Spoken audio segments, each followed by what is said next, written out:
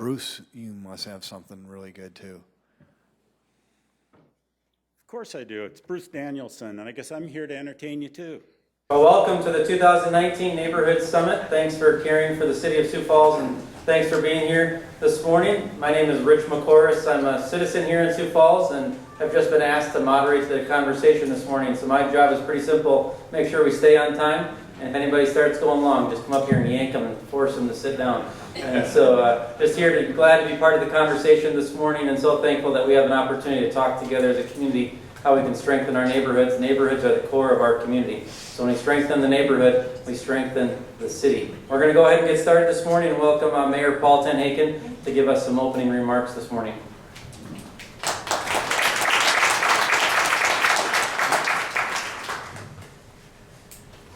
All right. Good morning, everybody. Good morning. That's the interactive part of my presentation. So, good morning. Thanks for being here. This mic is kind of taking a dive on me. That's all right. It's going to limp. There we go. Perfect. All right. Well, thank you for being here this morning on a Saturday. It's kind of rainy and crappy outside. I got to go to a soccer game after this. I'm watching my phone, like, please cancel this thing. Please cancel it. As you know, we could use some dry weather. And we were just speaking with a couple ladies at the table there, and they both had drainage and water concerns, and so I told them to talk to Public Works. So I said, I don't know how to fix that stuff, but I know Public Works can do it. So, but I'm glad we put some energy back into this neighborhood summit. This is going to be a great morning, great conversation. And I was mentioned to someone a few minutes ago that I think there probably could be a lot of momentum around an event like this if we continue to keep it going in the future. So it's been a couple years since we've had an event like this, a neighborhood summit like this. Part of it is, you change in administration and things like that, and trying to figure out, okay, what did we do in the past and what worked and what didn't work. And I'll tell you, for me personally, neighborhoods and neighborhood associations are very, very important to me. And they're very important to me for a few reasons. One is you guys who represent your neighborhoods are critical eyes and ears for the city and are strong evangelists and representation for your neighborhood that we can't be. We learn about things, we see things, we get to know what issues exist in our city through our neighborhood champions, through our neighborhood advocates. And so we rely heavily on you. I know the police department and our Crime Stoppers division relies heavily on our neighborhood associations to help us keep an eye on what's going on in the neighborhood. In the last year, we implemented something called a Narcotics Crimes Unit, which was really the result of a lot of neighborhoods who had concern about drug activity. And said, there's something weird about this house or that house, or there's people coming and going all times of day and night. And so we started this Narcotics Crimes Unit for that exact purpose, so that when the neighborhoods would contact Crime Stoppers, we can't be everywhere. We rely on the neighborhoods to report that stuff, and the Crime Stoppers tips could go to the NCU and they could kind of surveil us, and it's been very successful. And you'll see that when we release numbers at the end of the year, crime numbers and narcotics numbers, that's really worked. And that wouldn't work without the neighborhoods. So thank you for that. I have a pin on, one Sioux Falls pin, and that I talk about really almost ad nauseum at events, because I have to continue to remind people that one Sioux Falls framework, that plan, serves as kind of the guiding framework for the priorities of our administration. And I want to just quickly touch on those so you kind of know where the heart of at least our office is in the city. And this one Sioux Falls framework has kind of 4 core pillars that we're focusing on as a city. One is public safety and health. Okay, and when we talk about public safety and health, what I just talked about, crime and narcotics, is a very big piece of that. I will tell you that as the city has grown, our crime grows. Okay, and that's not probably unexpected. I will also tell you that it grows at the same rate that our population grows. So we don't have an inverse relationship between crime growth and population growth. But that also doesn't mean we just say, well, it's just going to happen. When you get bigger, you're going to have more challenges and more crime, and that's just part of a growing city. To me, that's not an acceptable answer. And so continue to focus on that piece. Public safety and health is very, very important. The second component of this Sioux Falls framework that we're working really heavily on, you're going to hear about today, is what we call housing, or we call accessible housing. And I call it accessible housing because some of your neighborhoods, I know, struggle with affordable housing, or even the term affordable housing has unfortunately got a bad rap. If you would say, hey, we're going to build a 4-unit affordable housing complex right across the street from your house, you'd be like, ugh, I don't like that. You don't like the sound. But accessible housing is a different meaning. It means housing that's accessible to people, attainable. Whether you're homeless, whether you're looking for move-up housing, whether you're a first-time home buyer, which is why core housing preservation, we've had several issues over the last year and a half where I've seen some of you at our city council meetings who your concern is how are we preserving core housing stock? When we take out a $140,000 house to make room for commercial development, you can't build a house for 140 grand anymore. And so we take that very seriously when we decide to remove a home. It's not just, well, development always wins over core housing preservation. Not at all. And I want you to know our administration takes that topic very seriously. We have some things we're working on. Shelley Unruh and her team is working on to continue to look at positive infill housing growth in the core of our city, which is very, very important to me. That being said, there are also times when there's core housing stock that has served its purpose, and it's time. It is time to remove it. It is time for another development to move in and take over that lot or that home and use it for an alternative purpose. And so we look at the totality of the picture every time we have an issue like that and say, okay, what's best for the neighborhood? What's best for the city? What's best for the entirety of the community in this single decision? The third piece of the Sioux Falls framework has to do, it's not as much a housing issue, but it's about a workforce, which indirectly impacts housing. Talked to a couple employers, potential employers that are looking to bring businesses to Sioux Falls in the last week. Large employers that have a lot of jobs. Both of these wanted to bring to our city. And their number one concern was, where am I going to get the workers? Do you have a workforce that can support this growth? And then the second question was, where do they live? Do you have adequate housing for a workforce? If we bring X amount of jobs here, is there places for them to live? So that you see how these all start to fit together with workforce and housing and public safety. They all are part of one big community initiative. And then the fourth issue, which is what we're doing here, the fourth framework of Sioux Falls, is what I call engaging people. And engaging people is doing this right here, right? Making citizens feel that they have a voice in their government, voice in the decisions that we're making. It also has to do with engaging the 1,300 employees, several of which are here in the city of Sioux Falls, to empower them to do the best work that they can do. Because if you think about your city, we have 270,000 people in our MSA, and those services that serve those people are being delivered by 1,300 people. And if those 1,300 people are not engaged and are not loving their job and are not wanting to come to work every day to make a difference, they can make your lives very challenging if they wanted to. Or, I like to look at the glass half full, they can make your life absolutely incredible, which I feel they do and are doing. And that's the engaging people piece of that. And then the overarching umbrellas, so you got your safety, housing, workforce, people. There's two things that kind of go over the top of all that. One, we're bringing innovation to the city in a way that I think the city hasn't seen before, where we're trying new ways to do things. We're bringing innovation and innovative ideas, which you'll hear today a little bit, to old problems, whether that be how we report potholes, how we look at transit, how we look at housing, how we look at technology, broadband, 5G, those sorts of things. And then the second thing is what I call foundational growth, meaning all that stuff and those four pillars of Sioux Falls, they do not happen without us taking care of the core essentials of our city, our infrastructure. Here's a stat you can take with you when you leave today.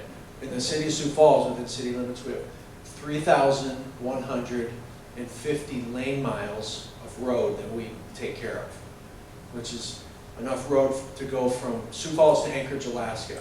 That's how much road your city has invested. It's over $1 billion asset, just our roads. And so when it takes you 24 hours to get your road plowed, or 36 hours, and my phone starts lighting up in the office, like, remember, we got over 3,000 miles of road we're clearing every time we have a snow event. So I share that because all of that stuff in the core of the One Sioux Falls plan is great, but we got to take care of all the stuff we already have, all the parks we have, all the infrastructure.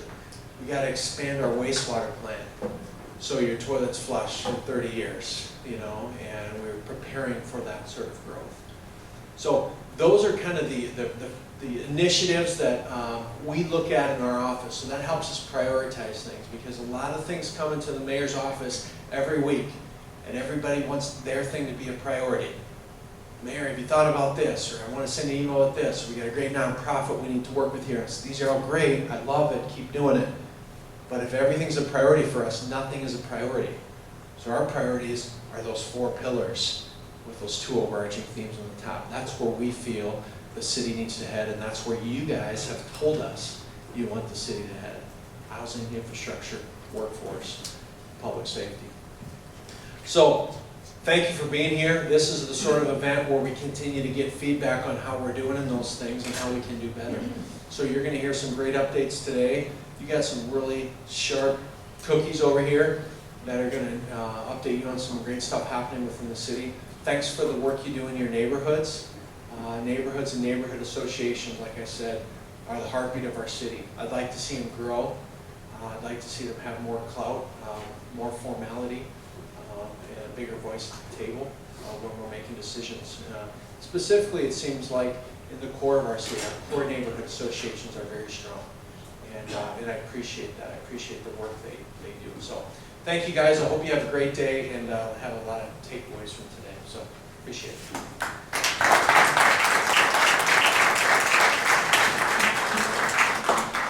I've already failed at my job because he went over his time limit. Really excited for our next time we're going to have together. Now we're going to get the interaction flowing a little bit. We've got some city councilors with us this morning that have graciously given up their time to be here today. And so I'm going to ask that I think we have 5 city councilors with us today. And I'm going to ask that they would come forward. 4 city councilors, sorry, my bad. And I'm going to ask that they would come forward, maybe share a couple of remarks. But then after that, we're going to open it up for questions from the community here to discuss specifically with the councilors. I want to invite forward Councilor Teresa Staley. We have Councilor Janet Brecky, Councilor Greg Neitzer, and Councilor Marshall Selberg. And so I want to invite them forward to share a few words, and then we'll open it up for questions. Councilors? Thank you, Rich. I became a neighborhood watch captain 22 years ago in my little neighborhood by Van Epps and 24th because we were having an influx of rentals, questionable behavior happening in the neighborhood. And I cannot express the impact that program has had in our area. I've been a strong supporter of that, and since I got elected, I try to pass out a little handout everywhere I speak to encourage people to form a neighborhood watch group. And I'm happy to say we just had our national night out in August. I was able to go to 9 different neighborhoods, and wow, I was blown away by the impact and the energy that I saw at these picnics. We also, under Mayor Huether's administration, when these summits started, he put a lot of focus into the neighborhood associations. And I know several of you here are a part of that, and that has even more of a social neighborhood revitalization element to it. And again, a wonderful program, and so it's very exciting. Janet Brecky and I approached the mayor in July because it had been since 2015 since we'd done this. And we said, hey, Paul Tenhagen, would you consider bringing this back? And I'm so appreciative that he was willing to do that. And we're hoping that this continues to garner energy and effectiveness. But what I agree with many of the things that our mayor's just said. The thing that's the most important is that you are the important factor in this. We need to hear from people. We need to continue to find ways to reach out, to listen to our constituency so we know what's important to you, because we can't do it without you. So I'm so grateful for this, and all the employees that are here, and Rich, thanks for your moderation, and God bless you all. So if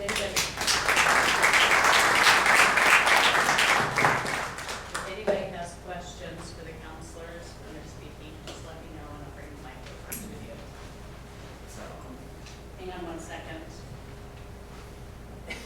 So that's, each counselor, can you introduce yourself as you get up, please?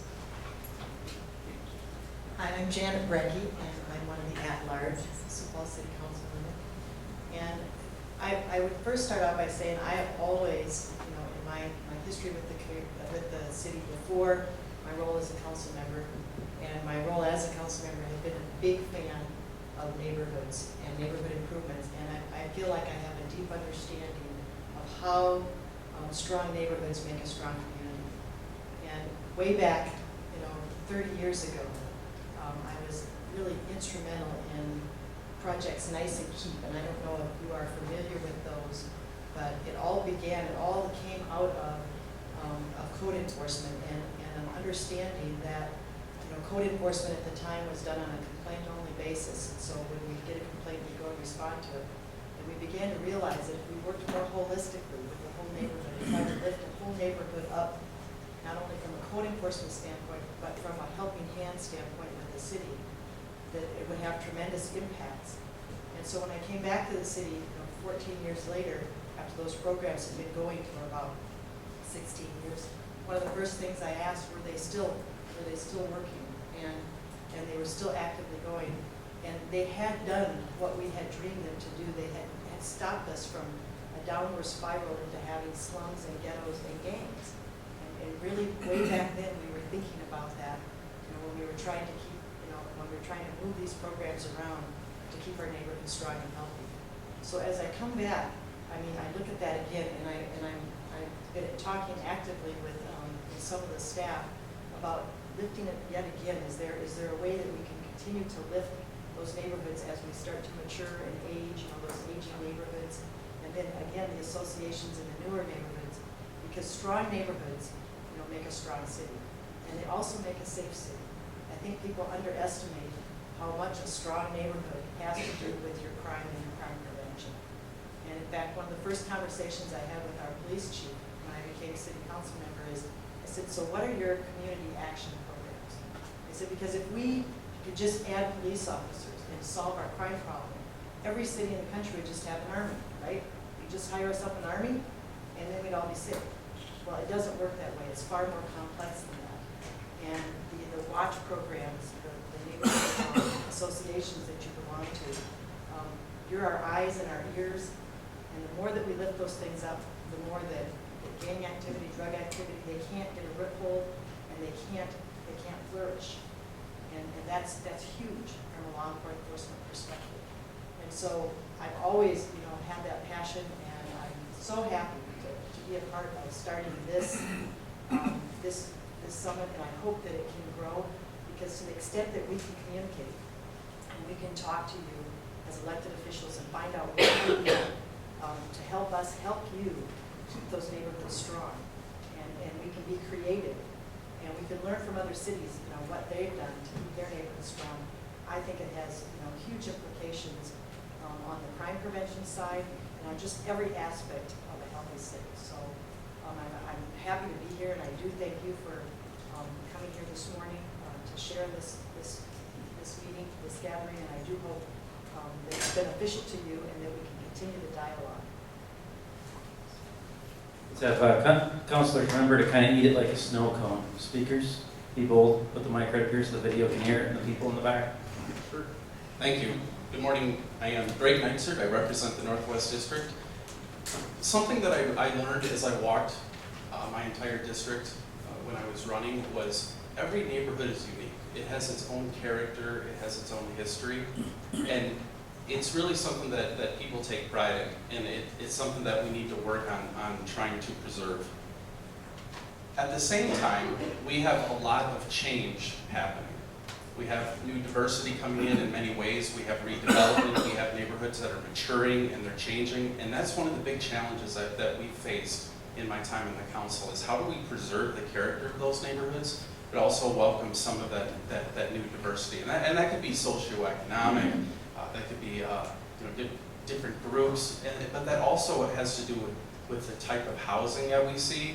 We have housing that's turning over, we have density increasing, we have a problem with how do we get enough housing units built, how do we make sure that we can mix uses but still protect land uses, how do we protect single family but we also be able to welcome some new housing stock that may be twin homes, that may be, how do apartments, how do they fit into neighborhoods? Those are big challenges that we deal with.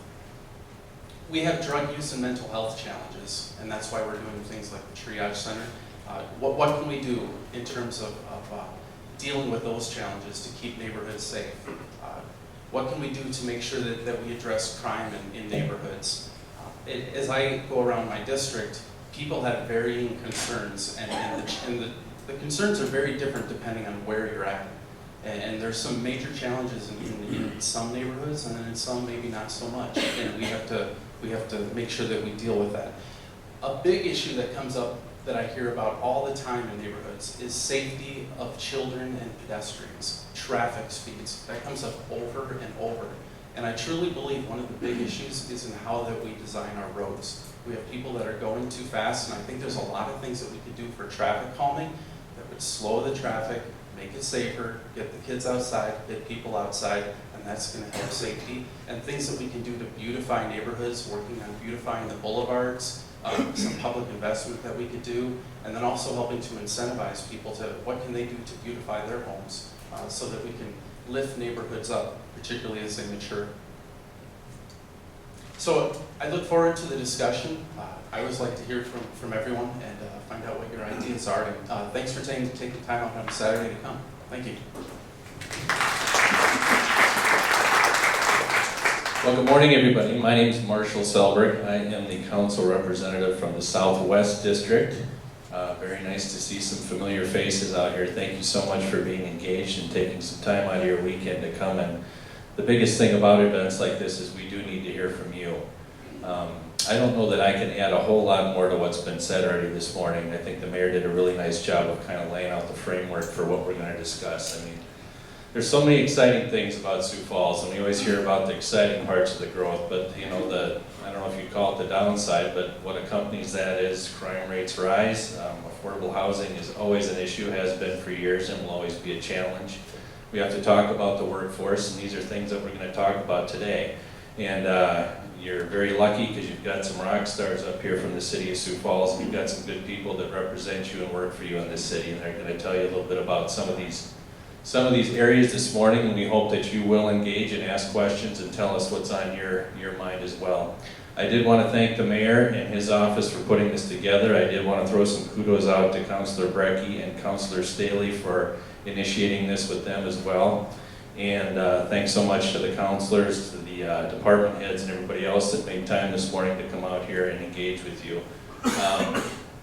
I don't know, again, I think this is going to be terrific. I think this will only build as we go on from here. I think we have about 70 or 80 people that registered to be here today at this. I don't know if it's the inaugural, but we're getting back into it again, and I think it will only grow from here too. So just very happy to see you, very excited to take questions. We're going to learn as well as you, along with you this morning, and I think that's all I have. Thank you very much. And Rich, thank you for this gentleman here. I don't know how familiar with some of you are, but as far as being engaged in the community and taking the bull by the horns, and he sets a heck of an example, so I think it's great you're here. It's a good example for you to be here moderating as well. So thank you, everybody. Have a good day.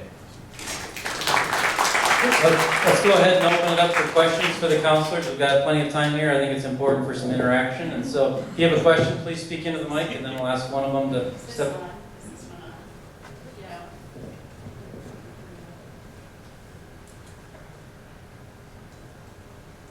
I'll try. Okay, my name's Margie, so I'm in an old neighborhood. And you talk about engaging people. In our area, and throughout the city, engaging people who live in apartment buildings is difficult.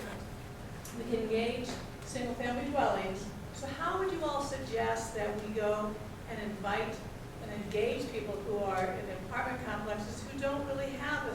thread there. So suggestions for that. Well, I do know that some, and your neighborhood has been very active. You know, what brought the Oakview neighborhood together, John Nordley, where are you? Yeah, well, okay, that, back at, Councilor Neitzer referenced the challenge we have when we have single-family dwellings, and then we have a big development that wants to put in some three-story apartments nearby. And at Oakview, over there, that was the 6th and Bonson Lacey property that there was contentiousness and concern, and they came together and formed this wonderful association. And I know there are apartments in that area, a lot of apartments, and I think there's an energy that has associations being formed within the apartment itself. As a city councilor, I can't really go door to door inside of an apartment and reach out to people, but I do try to put our contact information out wherever I can. I do mailings, I do a little newsletter, I go to the Benson Flea Market, I try to get out in the public whenever I can. So it's kind of, that's a challenge to continue to let people know we're there. I know the mayor has really put an emphasis on the city doing Facebook, the online presence, and I do a little Facebook, the rest of us do too. So we're open to suggestions to how we can engage those people and listen to their concerns. But I will say that there is a challenge, as Councilor Neitzer said, between having people live in these huge apartment complexes versus, can I buy a single family home? I live in a home. I think that our American dream is having a house with a backyard for our children, not living in a huge, massive apartment complex. So that's the struggle. And again, let me also reference back, this is getting off topic, but when the mayor referenced preserving inner city neighborhoods. I live over on Van Ness and 24th. We have small, you would call it a starter home. It maybe is worth $140,000. I cannot buy a home like mine to replicate it. So I'm really into preserving those neighborhoods whenever possible, because we're never going to get people into that house for $140,000. So the housing is a big thing. But having people form associations, neighborhood watch within the apartment complex would be a real great first start, in my opinion. I'm Marjorie, and I just went to my apartment manager to ask him if we can have a neighborhood party, and then I made my own flyers, posted in each building, and a friend in our complex had a grill. We grilled, and we did get some people. We did get some people coming, and so I did get to meet some people from the neighborhood. We did attract some of the homeless too, but it's okay. We're people, so. And those are great points, and that's exactly kind of what I was going to touch on. We run into the same problem. It's hard to get into apartment complexes, and I think what I would suggest is something that we have as a city, and that I've kind of built up in just my communications dealing with some different challenges, is knowing who the property managers are and knowing who the owners are. We have a lot of that information, and I think that's the conduit. You know, when I've had an issue, I've communicated with the property manager and said, you know, look, as one example, we've got people that are, in your complex that are parking, just illegally on the street. And they're able to disseminate information, and maybe if we could be a conduit where maybe some in the city might be able to communicate with them, and maybe we can reach out and say, hey, there's a neighborhood association here, or there's a meeting, and they want to invite you. They want you to be part of it. And those are the things I think that we can use them, because trying to reach each person individually can be logistically very challenging. And I think there's a lot of property managers that would be very happy to do that. We just have to engage them and let them be the conduit to try to bring people in and say, you're part of the neighborhood too. We want to have you part of this, and please come.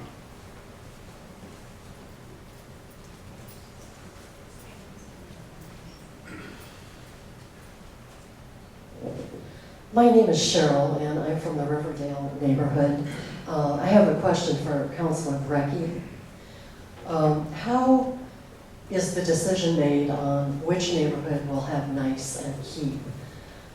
Through the years, I've heard comments that it appears that the same neighborhoods are chosen over and over for those projects.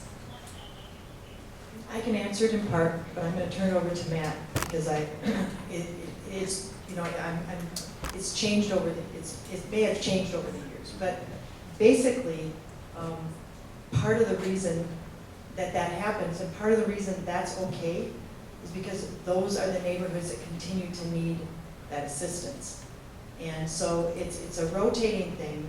And I know in the past it's been based on need. I mean, what is the neighborhood that is starting to show signs of deterioration? And I'm sure there's been an expanded, thought process into how to do that. But it has been oftentimes the same neighborhoods over the years. But I'll tell you this story. The first neighborhood that really generated the program was Norton Acres in Froelich. And back, almost 40 years ago, we were running up there all the time because we had just started these code enforcement programs. And we were getting, the neighbors were tattling on each other. We were going up there and going up there. And we had these little red pins on a map. And we were putting, because that was before technology, so we had this map. We started putting red dots on the map. And we realized that the health department was spending the lion's share of its time in two neighborhoods. And so we thought, well, how do we clean up these two? If we just could take a holistic approach and help clean up these two neighborhoods, think of how much time, cost, and energy it would save. And that was kind of how the whole thing started. And I will tell you though, Councilmember Staley said, I want you to go up and ride with me and take a look at Martin and Froelich. And again, people pick on that neighborhood a little bit, but when I drove around it, I was in shock and awe at really how much improved it was in this 40-year period. And I think back, if it had never been attended to, what we might have in that neighborhood and some of the other neighborhoods if we hadn't kind of stayed on them. I mean, that is a place in part of our city where, affordable housing really does exist in the truest sense. That's a place where people can live and can get started and can stay on their feet.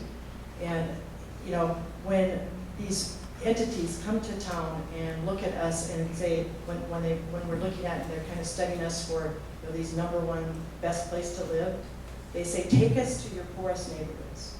And not poorest, but poorest condition-wise. And so the city officials drive them around, and inevitably, and I'm guessing this hasn't changed, they'll say, okay, now really take us to your worst neighborhoods. Because they're shocked.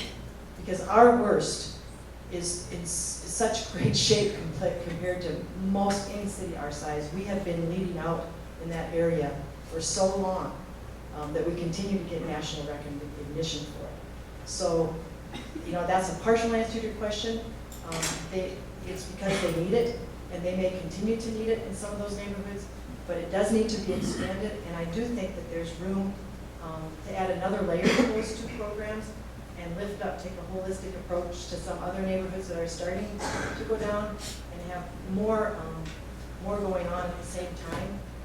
And so I think that I've got some ideas as to how we can kind of expand those efforts, but I will let Matt answer too, because he's in the front lines of that.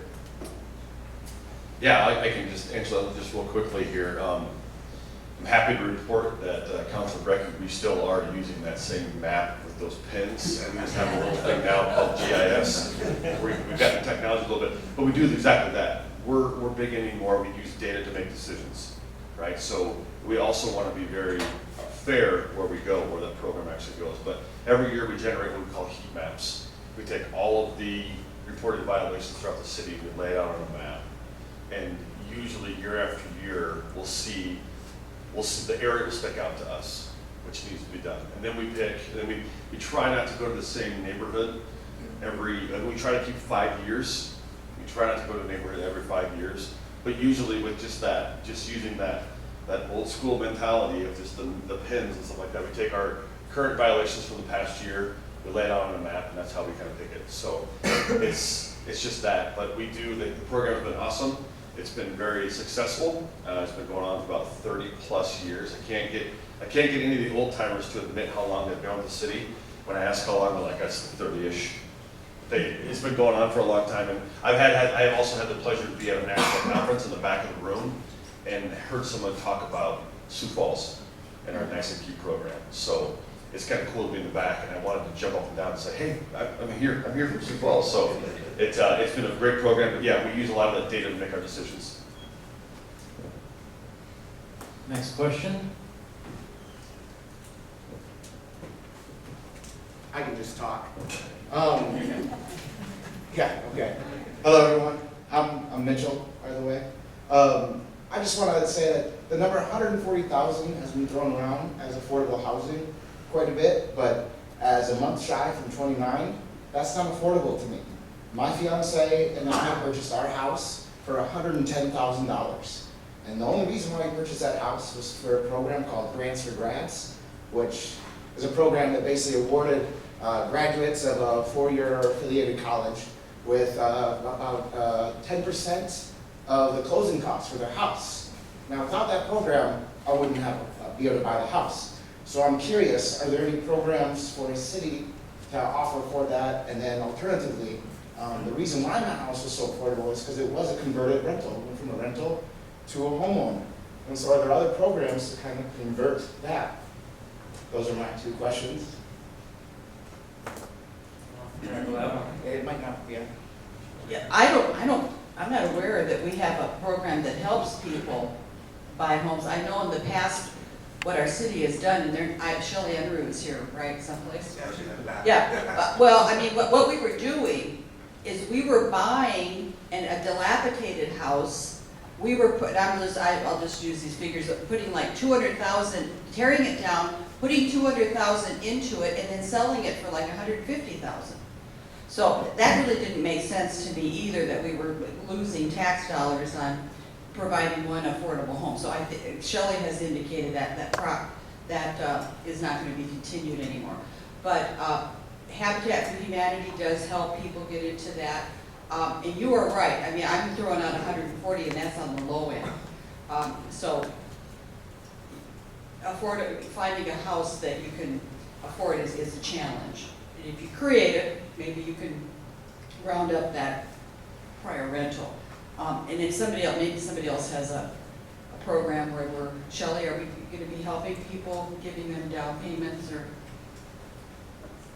Yeah, I can talk about that a little bit. My name is Shelley Unruh, and I am the housing manager with the City of Sioux Falls. And we are working very diligently to create programs for houses that people can afford. And we understand that, you know, $140,000, $150,000 house is not attainable. And the people that can't afford those those homes are those folks that are teachers, sometimes are nurses, the first line workers that are really being productive in our society, but just cannot afford a home because they're getting kind of expensive. So through our neighborhood revitalization program, we are looking to invest in creating new properties. We partner with the state to get down payment assistance for the purchase of our homes. So rather than providing down payment ourselves from the city, we partner with the state so that every home that we build through our program has at least $25,000 of down payment assistance. But what we want to do is we want to get those home prices even lower. So I will talk about it a little bit later in my presentation, but we're looking for new and innovative ways to create affordable housing. How could we partner with maybe a CTE Academy, a Southeast Tech, the prison, to help find some of these homes in our community that are much like what you described, that need to be converted, but they're not at that dilapidated stock yet. So we don't need to remove it, but can we flip it, and then can we resell it at an affordable price? There's also homes that have seen some damage in the flood. They're in the floodplain, but they're still good quality structures. They just had their basement flooded. So how can we move those homes to a new location and sell them back at an affordable rate? Rehab them so that they work for today's family, but keep them at a price that's affordable. So we do have some great programs. We also provide funds so that you can preserve and invest into your own home. So we do have rehabilitation programs through the city where you can get money from the city to help to maintain your home, and you won't have to make monthly payments on that, money that we expend to help you rehab. So there's a lot of opportunities, but I would say that having conversations like this is a great way for us to get new ideas. So if you do have new ideas on ways that we can create more affordable housing, I encourage you to grab me, you know, during a break or after, because I would love to have that discussion with you. We're very open to all different alternatives. We're even looking at the concept of a tiny home. You know, can we get you the same amenities that you want, but make it on a smaller scale? So I think there's a lot of opportunities that we can have in affordable housing, but it's something that we're paying very, very close attention to as development increases in our city. Thank you. I believe we had a question right back here.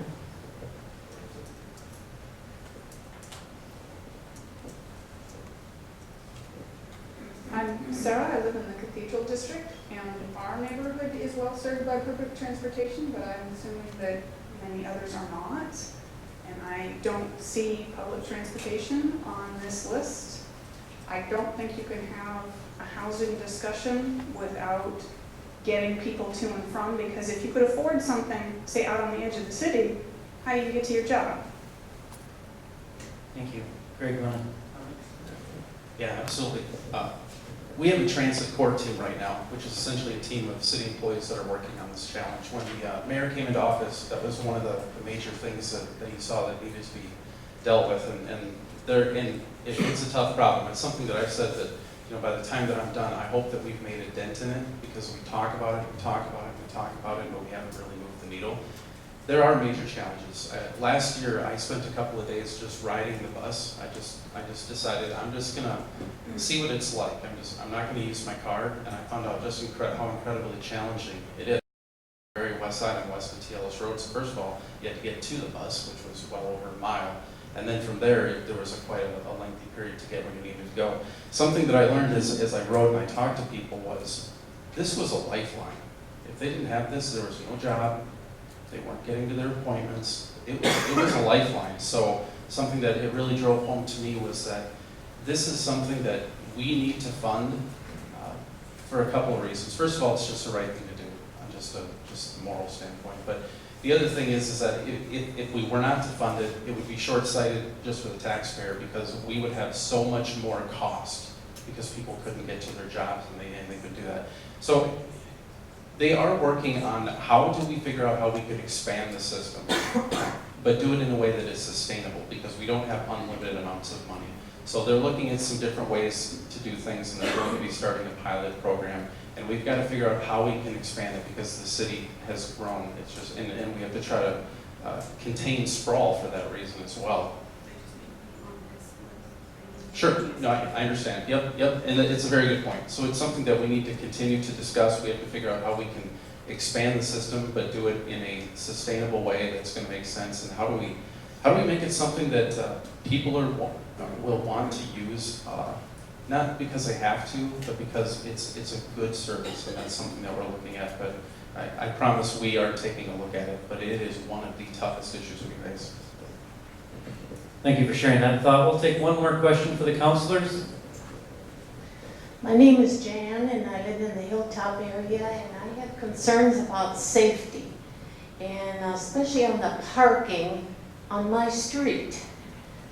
There's a camper across the street that has been parked in that driveway for almost 2 months. There is a pickup that parks on the south side of my driveway, and on the north side of the driveway is a car, and across the street is also not like a big SUV. And so it gets to be something else to try to get out of my driveway sometimes. And I did mention something to the neighbor who has this pickup that parks in front of my house all the time, about 2 or 3 days. And one time when I was mowing lawn, I approached this individual and asked him if he wouldn't move his vehicle because I'd like to park my own vehicle in front of my house because I was cleaning out the garage. Well, he moved it, but also proceeded to tell me how to mow my lawn. And he called me nasty names 2 days later. And so it seems like when there is something going on in the neighborhood, he blames me because I'm part of the crime watch.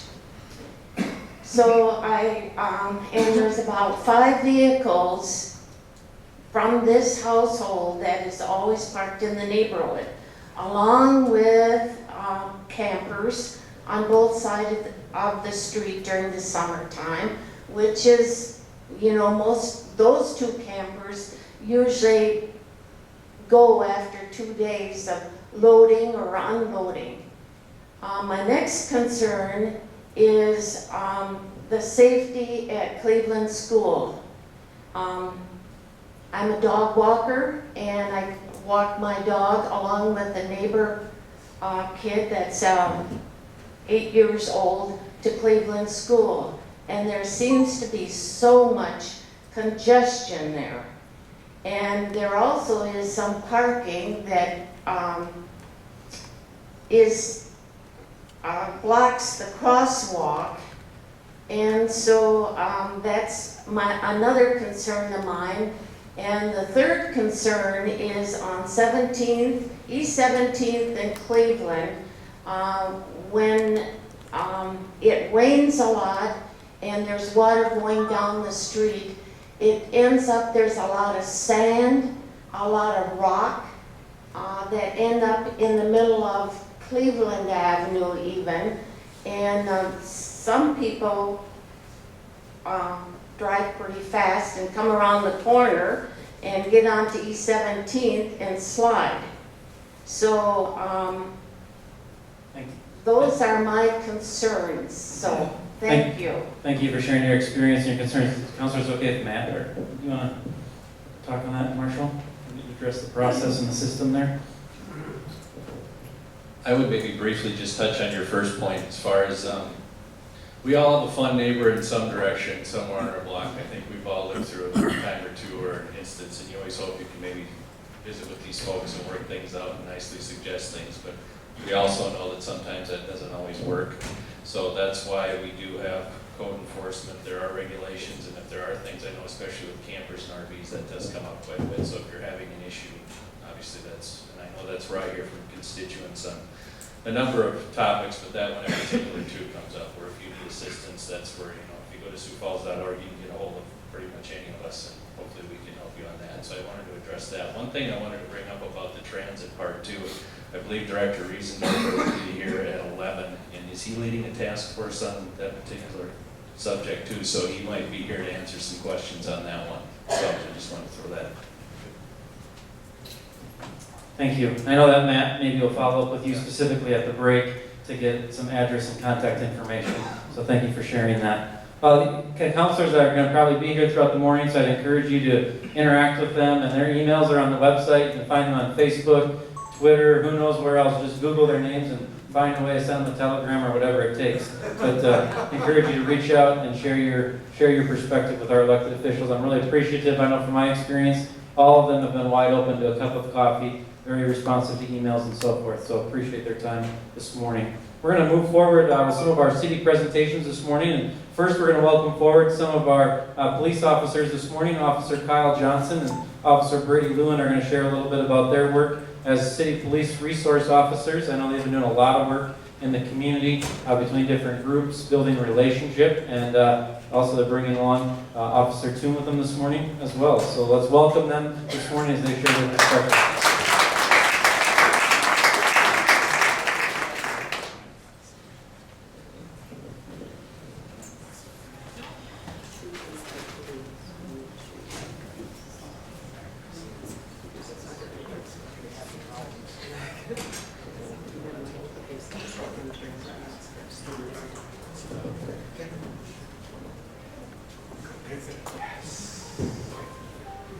Hello, my name is Kyle Johnson. This is Officer Lewin. This is Sergeant Toom. The Police Department, Officer Brady and I are community resource officers.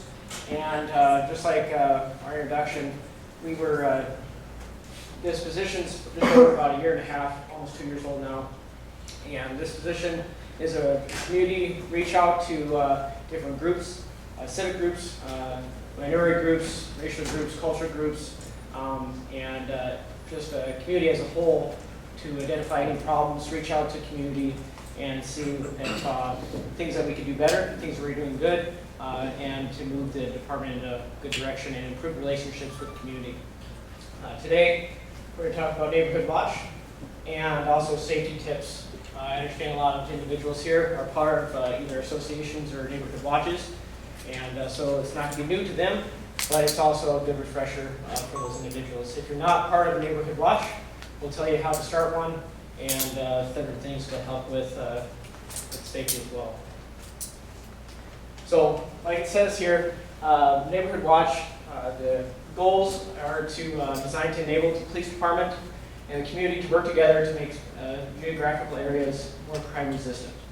We do that with community awareness, trainings, and it allows us to address concerns for the neighborhood and present it directly to the police department. I know sometimes when you're trying to get an answer on a problem, sometimes you have to go through several different phone calls to try to solve that problem. And with the Neighborhood Watch, you have a liaison, either Officer Lewin or I, and you can give us a call and we'll do that legwork for you. We'll try to figure out the problem. We have a little bit more time as well to work with different departments and with city departments and even within our own department than sometimes actual patrol officers. Patrol officers, their sole function is to go to calls. There's got to be someone there when you call 911 or non-emergency line to actually go to those calls. And so what we can do is we can follow up with different problems that are having in different areas, and we can help solve them that way, working with code enforcement, other different departments within the city as well. And how to start one. It's pretty easy. Officer Lewin will cover this one here. Good morning. There's a really difficult way. Kyle said it was an easy way to start a program. We've got a very scientific process to start a neighborhood watch program. You call Kyle and I, and we send you out some information, and that's the start of it. So, so you call Kyle and I and say, I live in such and such neighborhood, and we're interested in starting a neighborhood watch program. We'll send you out a little packet of information and instruct you to talk to some of your neighbors, get interest in your neighbors. We're looking for about 2 to 3 blocks of an area for a neighborhood watch. And then once you've talked to some neighbors and there's some interest there, you call Kyle and I back and we'll set up a meeting time to come out and we will talk to your neighbors about the neighborhood watch program. Usually, we require there to be food at these meetings. Brings a lot of people out, and I'm kind of a professional leader. So, once we've come out and talked with your neighbors and explained the program, we'll answer some questions. Like Kyle alluded to already, we have a liaison between your neighborhood and us. Our contact that we use, someone that is the go-to for us for the neighborhood watch program for your neighborhood. The block captain is a very pivotal part of the neighborhood watch, because they are our main contact for the neighborhood. They set up neighborhood watch meetings. They visit with neighbors and encourage people to participate. They help coordinate operations for their neighborhood. They distribute crime prevention materials, which we will bring to the meetings. And like I touched on already, there are liaison for the neighborhood watch. The other thing I want to touch on for Neighborhood Watch is, I joked about it, that food's not required, but it kind of is. The first Tuesday of August of every year is National Night Out. You've heard about that already. We encourage our neighborhoods to, especially the ones that are involved in Neighborhood Watch, to participate in National Night Out.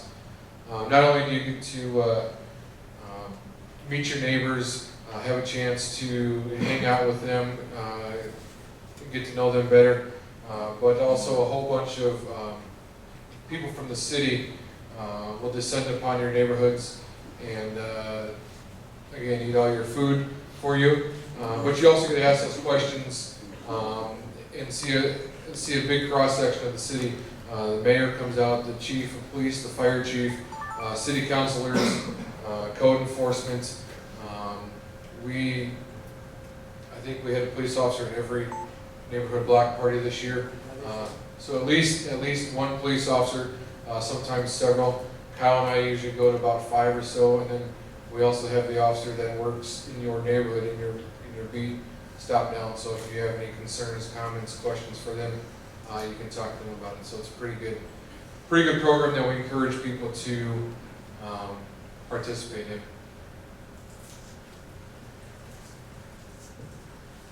A National Night Out is a really good idea because it gives us an opportunity, because a lot of times when police are involved, there's some type of crisis, something bad happened, either even if it's not even a criminal traffic accident, someone is stealing something, hurting somebody. A lot of times there's some type of crisis, and with these there is no crisis. It's just a good interaction between the citizens and their police department, and so that way we can see what we're doing good, what we can work on, and concerns in the neighborhood, or just education, because there's a lot of things that people have questions on, and they just want an explanation on it. So some of the things that we require with the Neighborhood Watch is a majority of people participate in the watch. We just don't want that one house on the block watch, because that's not a neighborhood watch, right? So that's one of the requirements we have. Also, participating with the police department, there's a lot of things with certain type of crimes. If you witness a crime or something like that, sometimes if it's a different class we can't arrest on, we have to have a citizen's arrest, and that's something we would ask participation with that neighborhood to help us fight crime in that area. Also, with the block captains, there's also going to be block leaders. Those are the helpers of the block captain. And now it's not up to just the block captain. Some of you are thinking about Neighborhood Watch. We talked about it before we came here. And it's not just all on your shoulders. So if you're worried about that, we'll walk you through it. It's not a big deal. We can take the responsibility and kind of divvy it up between you and your neighbors, and we can go forward with that. Because it gives us eyes and ears in the neighborhood, and also helps you to try to prevent crime in that neighborhood, because we're going to talk about some of the stuff that we talk about, lights, landscaping, and locks, so that way it helps prevent crime in your neighborhood. So talking about some home security tips. Talking about doors, all outside doors should be solid core doors, which they normally are, and the deadbolts with at least a 1-inch throw. And the throw of the deadbolt is when you take the deadbolt and you turn it, the piece that comes out, that's the throw of the deadbolt. You like at least 1-inch throw there, and then double at least 1 to 2 locks on your sliding windows or patio windows. That's most patio doors come with 1 lock. If you put like a trolley bar or even a dowel in there, to try to in the track, to try to stop the track from moving, that will also help, and that's considered another lock. Also, reinforcing the strike plate. I know it's probably a little difficult to see on the bottom right there. Most of your strike plates like that have 2 screws, one on top and one on bottom. And normally they come with these little tiny screws. Even if you don't want to do anything, you just take those screws out and you put 3-inch screws. That'll dramatically increase the security of your door.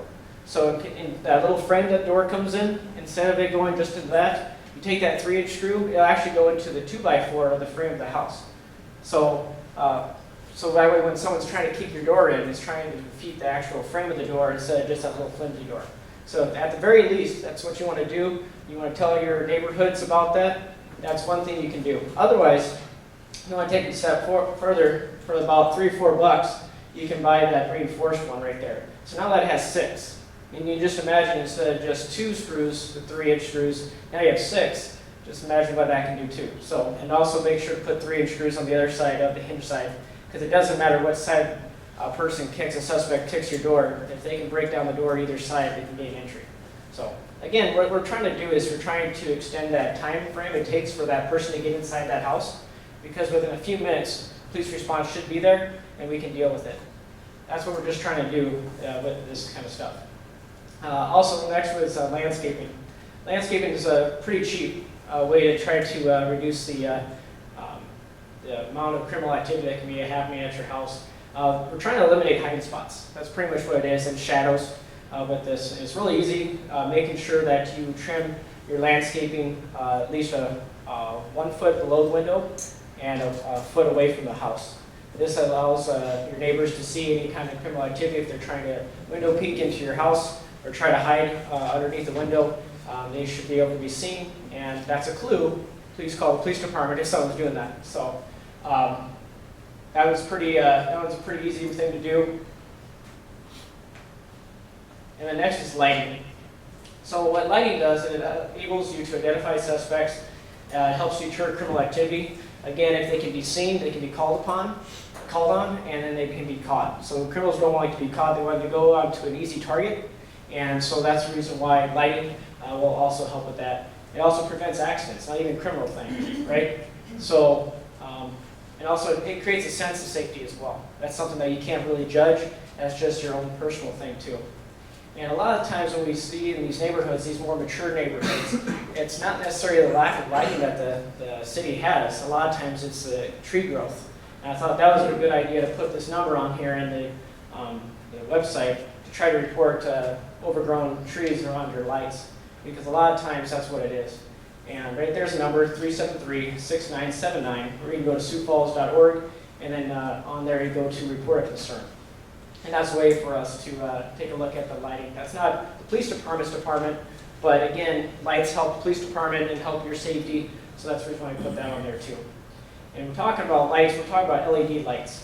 LED provides a more of a white light, so it doesn't distort any type of color shirts that you have, so that way we get a really good description of the suspect. And that's what we use to stop people. And also it runs a long time, we're talking about thousands of hours. And also, it's cheaper to run. And now with LEDs, years ago they were really expensive, and they've gotten a lot cheaper. And they even make it to where you can actually screw them into the existing bulbs right now, sockets. So.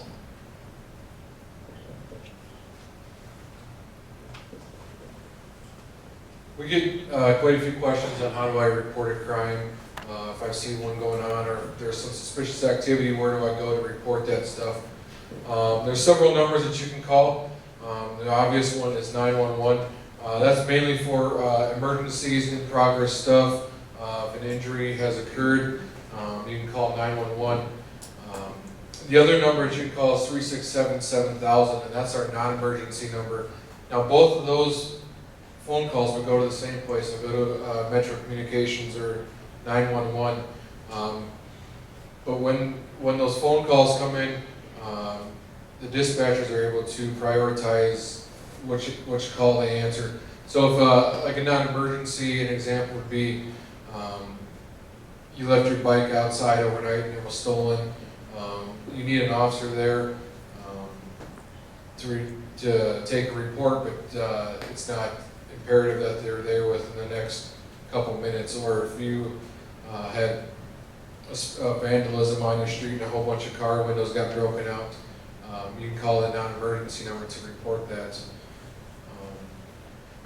If you see an increased amount of traffic at a certain house on your street, or there's some suspicious activity going on your street, and you want to report that, an easy way to do that is with Crime Stoppers.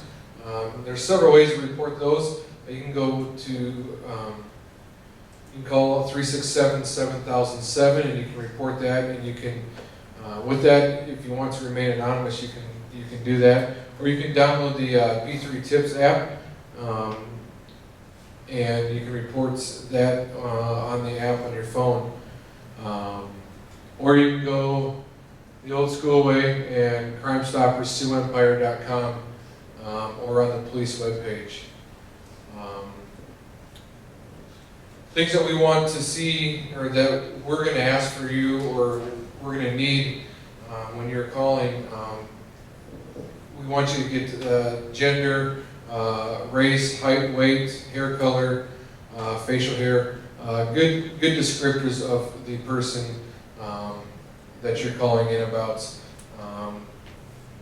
If they came in a vehicle, if they left in a vehicle, what color. If you don't know the type of vehicle, if you're able to describe it for us. Other things that we look for that we're going to ask you is some specific things, maybe about a vehicle, if it had a bumper sticker on there. My lab is smarter than your honor roll student, something like that. We're looking for just specific things that are going to stick out for us. And then the bottom there, it says, it's all our jobs to help stop crime. We, as a police department, people think that it's just our job to help stop crime, which that is our job, that's what we get paid for. But we rely on citizens, people in neighborhoods to be our eyes and ears, because you guys are there. You know mainly who's supposed to be in your neighborhood, what's going on. So we rely on you guys to communicate with us, let us know what's going on. This is just a screenshot of the online reporting. It's another way to report a crime. Usually for this one, it is if there is no immediate follow-up, we don't know the suspect or something like that. So if, like I said, if your bike was thrown out of the front yard or something, you can go online and file this report. You okay? We may be in charge as far as in the streets, but Richie McCorris is in charge here today. He's giving me the cutoff sign. Question. Because we have a big itinerary and a lot of stuff to cover, and the thing about cops is we're all non-talkers. You give us a mic and an audience, we'll talk all day and hijack your meeting. So, if there's any questions, Richie, how much time do we have for questions? Let's take as much, but the police department will give as much time as they want. Let's open it up for questions. Be careful with that caveat, because then we'll hijack your meeting even further. So, if there's any questions, we'll try to answer them and go through them as quickly as possible. I have one. Is it possible that the Crime Watch program could be adapted to the neighborhood association model if they're interested? It's got its own leadership structure, communication, neighborhood meetings, as opposed to having to start up a separate development to accomplish that. So my understanding of the associations is there's kind of two different reasons for these organizations, and the Neighborhood Watch is purely a safety and crime watch type deal. And also we do have a majority of people participating. That is one of the caveats to that too. So there's nothing saying that if an association meets those requirements that it can't be. And there's a lot of neighborhood watches that are either associations or the neighborhoods are part of associations already. So yeah, we're obviously if they meet those requirements or anything like that. And there's also plenty of times when we go and talk to the associations and we give almost the same presentation as we do to neighborhood watches anyway. So that way the information's out there. You know, sometimes they just lack the title, but they still get that information. But yes, we're open to anything like that too. Hi, so we have a neighborhood association in All Saints, but there are there are some blocks that you know, have more issues with crime or things that are going on, and I have constantly told the concerned neighbors to start a neighborhood watch for their couple of blocks. And I keep getting the same answer, that they're too busy. They can't do another meeting. They can't be in charge of organizing something. What advice can you give me to give them? Yeah, and we're all busy. I understand that. You know, and it's a crazy society as far as the hours we work and all the activities we're in. I understand that, but we're not asking you. It's not like the movies where we're asking you to take a flashlight and go in pairs and walk the block and all that kind of stuff and arrest people if you see them. So it's not like that. What we're asking you to do is just go about your normal life and report stuff. Don't be that person like, well, I should have reported it and stuff. And that's the main commitment with Neighborhood Watch. Taking responsibility for your neighborhood. like Brady was saying, it's everybody's job, you know, to fight crime. You know, we can't be everywhere though all at once, and we rely on other people to tell us things and talk about things because, you know, we want people to be safe. We want your property values to stay high, you know, and so it's up to you. You have a vested interest in your neighborhood. You know, your family, your property, all that kind of stuff is actually your vested interest too. As long as the police department, we want to help people too. It's safety as well, but it's all of our jobs to do that. And that's something where you're not having, some people are more active than others. It's your watch. After we get done talking to you and stuff, it's not the police department's watch, it's your neighborhood watch. And so you decide when you have meetings. You can have meetings every month if you want to, quarterly, it doesn't really matter. So, and if they want to, they can have guest speakers that can come out. You can ask us, fire department, whatever, and we can talk to you about that too. Jill Lynn is also going to provide the answer for you guys too. I have the Garfield area neighborhood, so we span from 12th Street to 18th Street and western to Kiwanis, so we have a large area, and we have a neighborhood watches and neighborhood associations under our umbrella because it all goes hand in hand. We've done everything from lighting, but we also deal with crime, and that's the one thing I think we don't have any extra special meetings beyond to say, okay, this is our crime watch meeting or this is our neighborhood association meeting. It's all in one, and I do have food. So every meeting, pizza. You know, so it's an all-encompassing thing, and because in the end, that is where you're going to be. You're going to need all those aspects to make sure your neighborhood's safe. And the one thing that I really push up to our neighbors is, as you said, they can't be on every block for us. We need to be the ones reporting, and then let them decide if it's a crime, and let them decide. So to have extra meetings and stuff like that, we don't do it. We are all encompassing, and we work with all of it. And so I think that's worked really well for us. And we've had in our neighborhood, unfortunately, 2 murders within the last 10 years from outsiders coming into our neighborhood. So I think that has also been something that allows them to say, okay, you know, it's not necessarily the guy living next door to you, it's somebody coming into your neighborhood. So if you don't feel right, you need to call them. And so it's generally all encompassing with us, and that's how we've gone about it. We've been very successful with it that way. Just to quickly piggyback on that, you're spot on. So for example, All Saints, right? As part of a city, we give for the greater good, right? Part of our neighborhood association is to make efforts, do steps to affect people outside of just us, our outside reach. And all these neighborhood associations, that they act as de facto watches because they're from pockets here, houses here, houses here. The message is still the same and spread through that area. And I think you can encourage people to get involved, but even if they don't want to be involved in Neighborhood Watch, encourage them to be part of your association because they're doing essentially the same thing with a common goal. Let's go back.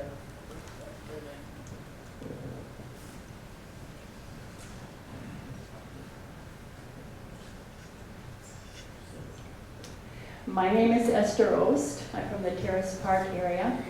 And similar to the lady who spoke in the blue shirt, we have a very large one, geographical-wise, because we had no schools or churches in our area. We had to draw the boundaries big enough so it would include Del Romo so we could get a free meeting when there's snow on the ground. But we are doing our best to subdivide into areas. People don't want more meetings, that's quite true, but if they're willing to give us their telephone number and exchange it with the houses on either side of their block, we now have about 8, and if we get house to house, apartment to apartment, we will probably have about 24 little watches.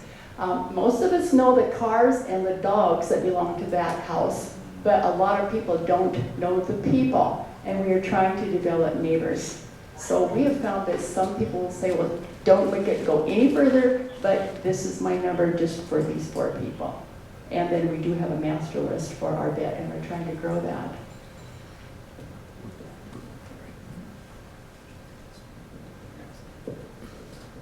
Hi, I'm Marjorie. Apartment complex, there's a lot of homeless that come through that area. And I've asked my property manager to fix the lights outside because, and they're not getting fixed. I have full knee replacements. I kind of use that as an excuse besides just being dark and, you know, you don't know who you're gonna meet in the dark. So where can I take it from there if my property manager isn't gonna put those lights up?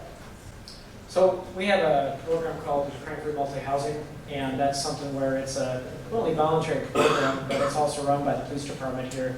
And there's different requirements. We're not going to get into that today, but there's requirements to that, and one of which is lighting. So if you belong to one of those, that's easy. We can call them and talk to them. Even if they're not on the Crime-Free Multi-Housing, we've called plenty of those apartments and talked to them about the importance of lighting and how it's important to do that. And also it can open them up to civil liabilities too, but that's not our department. But we can give us a call. Our contact information is at our booth when you walk out. Very nice cards there, and so that way, just let us know, and we can call. Sometimes, if we call, maybe sometimes we can get a little bit more headway with it. But Yep, Richie's in charge. Well, let's give them a round of applause. Thank them for both of these officers are going to be here throughout the morning. They're more than open and available during the break time for conversation if you want to slip out, if you've got a specific item that you want to discuss with them, but I appreciate their responsiveness as well. We're going to continue on and turn our attention to really fun material now. Code enforcement. Matt Tobias is here from the city, and he's going to talk about nuisances, litter, rubbish, all that good stuff. Everybody's favorite topic. So yes, my name is Matt Tobias. I'm a development service manager for the city. One of the things under my umbrella is code enforcement. Once again, everybody's favorite topic. So I love to take this time, and I love to just kind of, I do this presentation throughout the year. Counselors, sorry, you guys have probably already seen this, but I like to highlight the positivity behind code enforcement, okay? Because there is some positive things that come out of code enforcement. Working with the police department, and I know we did it, but let's give one more round of applause for the police department. Those guys are, with everything we do with code enforcement, in our city programs like that, we would be remiss. We have one of the better police departments in the country, and I don't think those guys get enough recognition for that. So the other thing that I do want to say really quick before I start is I want to give a shout out and thanks to Diane McCoyer and Kathy Westwick and the whole housing team, Shelly Hunter and all of her team. There was a lot of time and effort put into these beautiful little pumpkin displays you see at the table. So thanks, Diane. Kathy's not here, but I'll say thanks, Kathy, too. So they did put a lot of after hours and a lot of time into that. So code enforcement, one of the things we love to say in code enforcement, it always brings more gratitude after a violation is corrected than it does when first reported. We do not do proactive code enforcement in our city. We do reactive code enforcement. So we're on the reactive side. So when we hear of complaints, we do have to go out and we have to look into those complaints. One thing that I will say is that the code enforcement in the city of Sioux Falls is handled not just by one individual, it's handled by multiple different departments. Our health department, our police department, fire department, our planning department, all the way down through property maintenance. So there's a team of about 30 of us in the city that are working all on code enforcement. I will speak for the entire team and let you know that we are available. We do have to send letters out, and that's something that we have a really good success rate. We have over a 90, last time I read the numbers, over 93% success rate. After we send the letter out, the property comes back in compliance. And I'm here to also tell you that we are more than willing to work with individuals. It's not our goal to go out and hang paper and ticket people. That's just not our goal. That's not what we're all about. So we like to work with people. We want to work together to solve the issue at hand. We do have, I'm just going to go through a couple of these slides pretty quick. We do also have, on the city's website, we have something called CSS. So if you want to learn more about that, go to siouxfalls.org/CSS. It's called Customer Self-Service. As a homeowner, as someone in your neighborhood, you can log on to this system and you can become a user, and you can kind of see what's kind of going on in your neighborhood. All the code cases that we start, you'll be able to see on this CSS.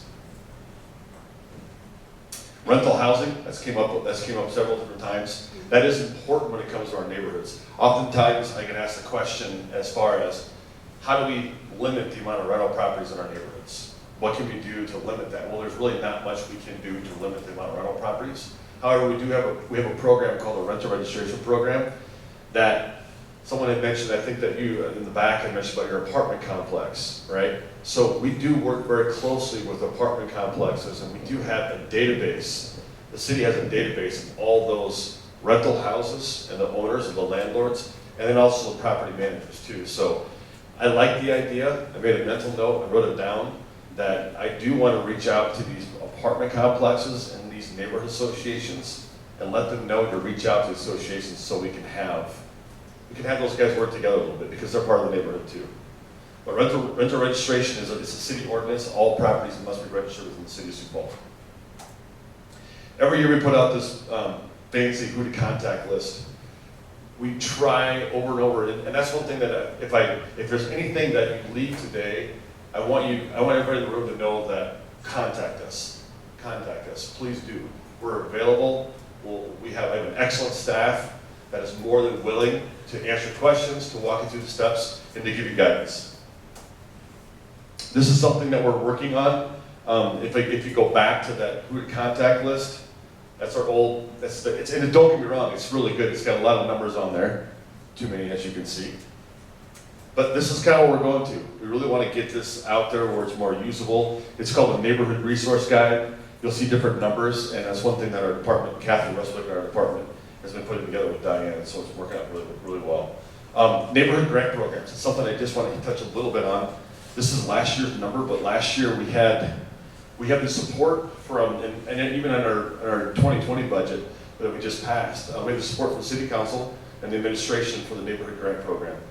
$42,398 were awarded last year. All of you associations that are out there, I know you guys have heard about this. This is an excellent program. This is something that has gotten a lot of more publicity under this current administration to get the word out about these grant programs. We can do good things in these neighborhoods. And so far this year, it's pretty cool to see some of the things that we've actually talked about. And the grants we've awarded this year. Lighting comes up all the time. And I will say this, we have a really good relationship with PD. I've gone out and done light audits at night, because oftentimes we'll hear from neighborhoods that traffic, lighting, and crime are some of the big things we want to hear about. We work very closely with our Public Works Light and Power team, and I can usually get those guys to hold back a couple extra LED lights from past years, and we'll actually go out, we've done light audits, and we'll install LED lights in these neighborhoods. And we've seen really good success. The last one we did this past year was around the USF campus. USF contacted us, we sat down with USF and said, what are some of your concerns? And they right away said, our students are going from campus to their off-campus housing at night.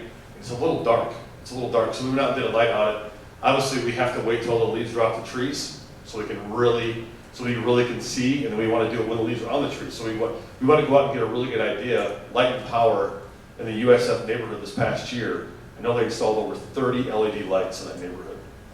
So we would love to have all our street lights be LEDs, because they're so much more efficient.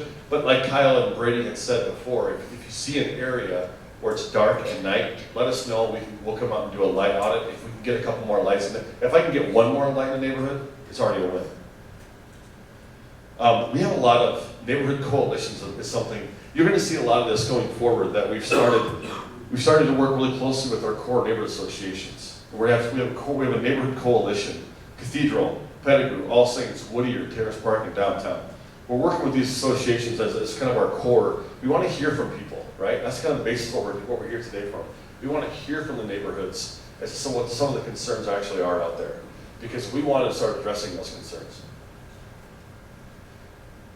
Neighborhood cleanups, beautifications. This is a railroad cleanup program that is taking place. The 10th and Western neighborhood does this every single year. Downtown Sioux Falls actually gears up with this one.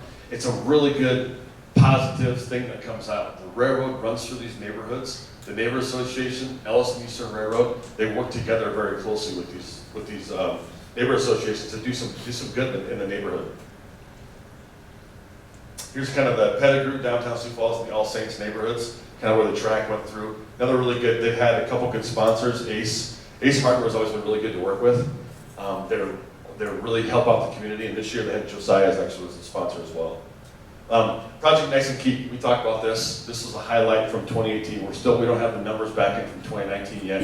We had a little spring flood that kind of messed things up this year, so we had to do it in the fall. And then after we had Project Nice and Keep, we postponed it. We had these tornadoes, so it's been a challenge for us. Project Nice and Keep this year, but we talked about that a little bit. But overall, it's an excellent program, and it benefits the neighborhoods. Parking strip. You've probably, Councilor Staley and I, and a few other people, we worked really diligently on this parking strip ordinance. And bring this out in the neighborhood associations, because it is a benefit. Please, and know that we do support the city. For a number of years, we said, grass is all you can have in your boulevard. That's pretty much about it. So we really wanted to take a look at what you can actually do to beautify your boulevard. So we do have a parking strip ordinance out there and a guidelines of what you can plant out there. So there's more information on the website about that, or you can contact myself or Councilor Staley or anybody else. We can give you the information on that. National Night Out, we hit on that a little bit. That's just another great program. I'm gonna trump what the cops said. I think I went to 9 parties, and I don't think I ate for about 3 days after that. So it's a really good time. It's really good to get out and interact with the neighborhoods. And there is a lot. I mean, we had over 50 parties between crime watches, between neighborhood associations. So it's good to get out. It's good for city staff to get out and let us know that we're available. I love to take those questions at those neighborhood associations, at those meetings. What can I do here? What can we do? What my neighbor's doing this? Can you do this? So that's what we're all about. We're approachable. We want to let you guys know that we're here to serve. Bottom line, we're public servants. We're here to serve. And I can say that a lot of us, we really enjoy what we do. I'll speak for myself. I really enjoy it. I love working with people. Love trying to figure things out and help neighborhoods. Some things with code enforcement, we do have to get into some of the negative things. So we have to sometimes have to go through, and if a property has not reaching to get into compliance at all, we do unfortunately sometimes have to tear down buildings and homes. Property maintenance, actually our program in property maintenance, we want to make sure that homes are well kept, they're upkept, okay? We want to make sure that you have the right windows in your house, that you have appliances that work, that and a lot of this goes to the rentals. We want to make sure that the rental properties have all these different things. So every once in a while, if we get a property that's beyond repair, and through our city ordinances, we may have to go through and actually tear that one down. Mobile home parks. We do have several programs in the making through Shelley and her housing team that are working with mobile home parks. We do actually go through, I just talked to a mobile home park owner yesterday, and they have some homes that they want to get rid of in their park because they're beyond repair. And they're identifying those, not us. So we're making very good progress with this. Mobile home parks, there's affordable, accessible housing in those parks. So we want to really put the pressure on the park owners to make sure these things are upkept, they're up to standards. So we have a program where we actually go through, and the older homes in these parks we can actually buy. The city, we have a line item budget, not a whole lot of money. We have a line item budget where we can actually work with these parks and we can buy some of these homes. And when I say buy, we just pay the back taxes on them, buy them, scrap them, and get them out of the parks. And then we work really closely with the parks to put a new home in there.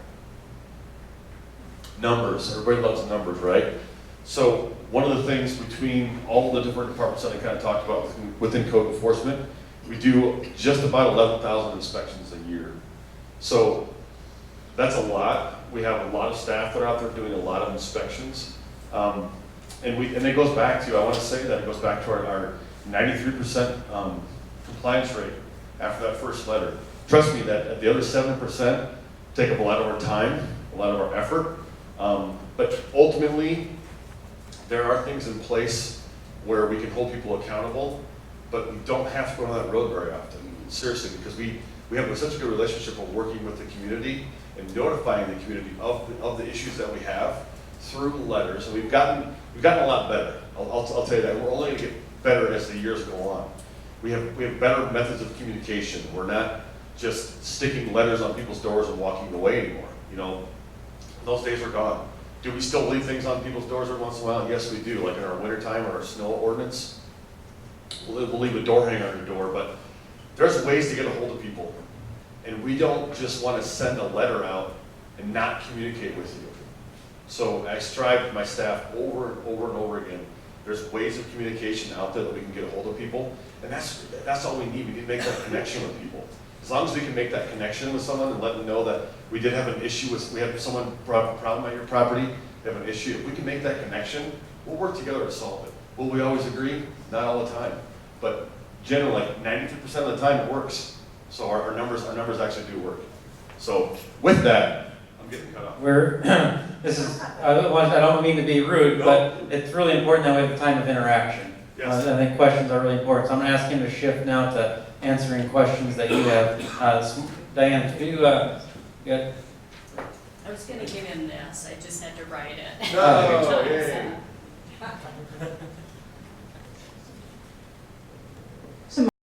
Again from Oakview. Yep. So we talked a lot about affordable housing, helping people get buy houses. We've talked a lot about enforcing codes if they don't do it right. But have we ever thought about here helping people understand what it is to be a homeowner?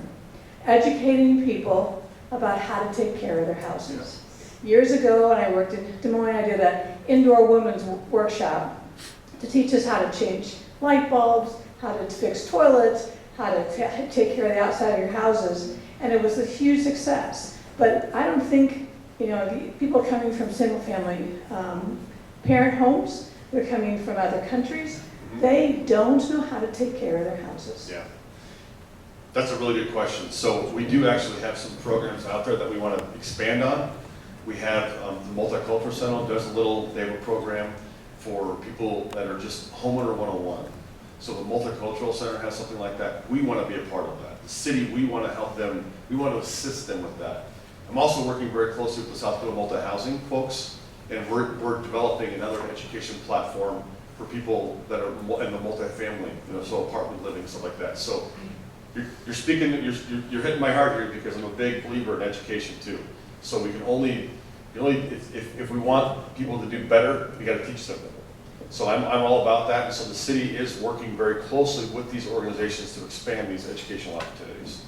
And LSS is very good about Yes. working with the immigrants on getting settled and understanding how to function in an apartment or a new home. Same for Habitat. Kyle Johnson and Brady and I, we do speak to all the new homeowners with Habitat. We do that twice a year. We'll go get in front of the owners and we'll literally talk about, you need a lawnmower, you need a shovel, and then Kyle and Brady do the same thing about lights and locks and everything else. So. My name is Jan, and I'm concerned about some pump hoses. Sure.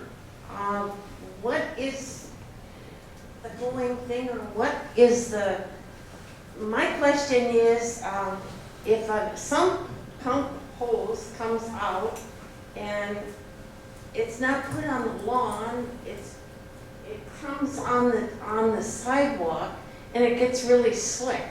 And I'm like this lady back here, I've got 2 knee replacements and going with a cane, and I'm not the only one in my block that has a cane and has issues like that. So I wonder about the sump pump hoses. Yeah, so, and it's been a record year for that. We've seen a lot of sump pumps working overtime this year. So we do recommend that you do not put those on the sidewalk like that, because it does create, I've seen it where it's like, it looks like pond scum almost on the sidewalk, where it's green and it's slick. And that goes back to kind of our, I've had property maintenance guys that enforce our snow and ice. In the summertime, I have to go out and say, hey, listen, our sidewalk's gotta be free and clear of anything, right? So we recommend that those sump pump hoses get put to the front yard. And then it's a challenge, because sometimes if you put it in the front yard, let's say if it's one that runs often, you're going to have that water coming down. So it is up to the homeowner. I've seen people in the summertime with a shovel, shoveling the ponds come off the sidewalk. So that is something, when it comes to public safety, that is something that we do address. So once again, and I'll say this, but if you see those things like that, let us know.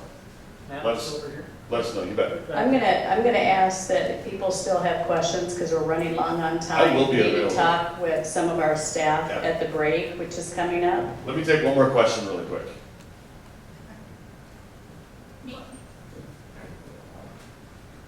If you're not with LSS, how do you find out what all these codes are?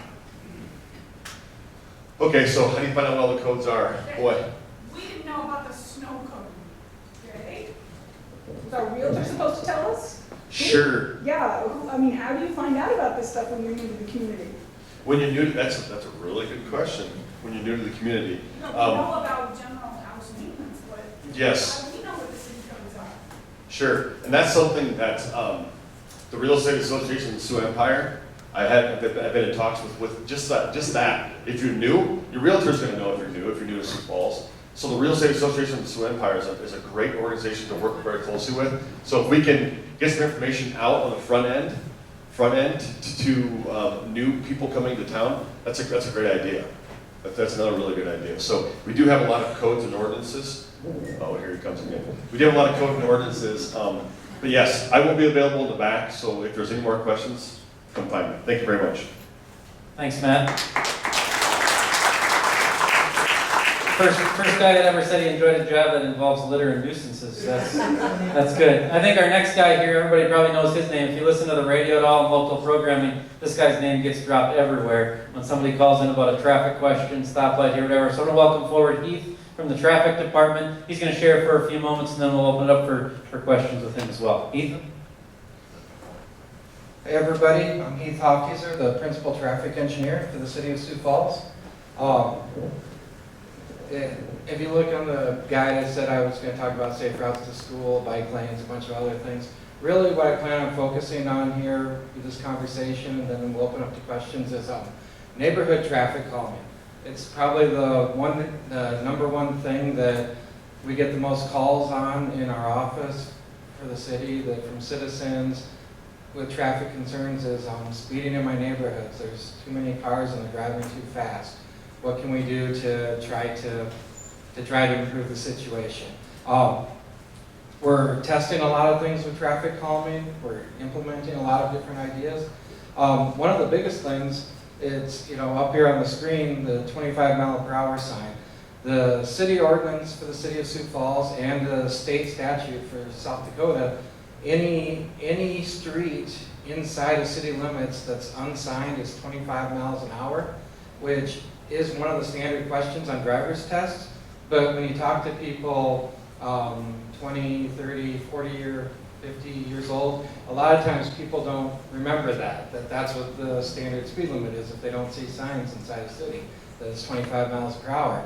And for a number of years, one of the policies was for Sioux Falls and a number of cities was, well, that's what the statutes and ordinance says is 25 miles an hour, so we don't need to put those signs up on the streets out there. But we've kind of changed that over the last few years, where we've started putting up 25-mile-an-hour signs up in neighborhoods to help remind people that, hey, this is what the speed limit is.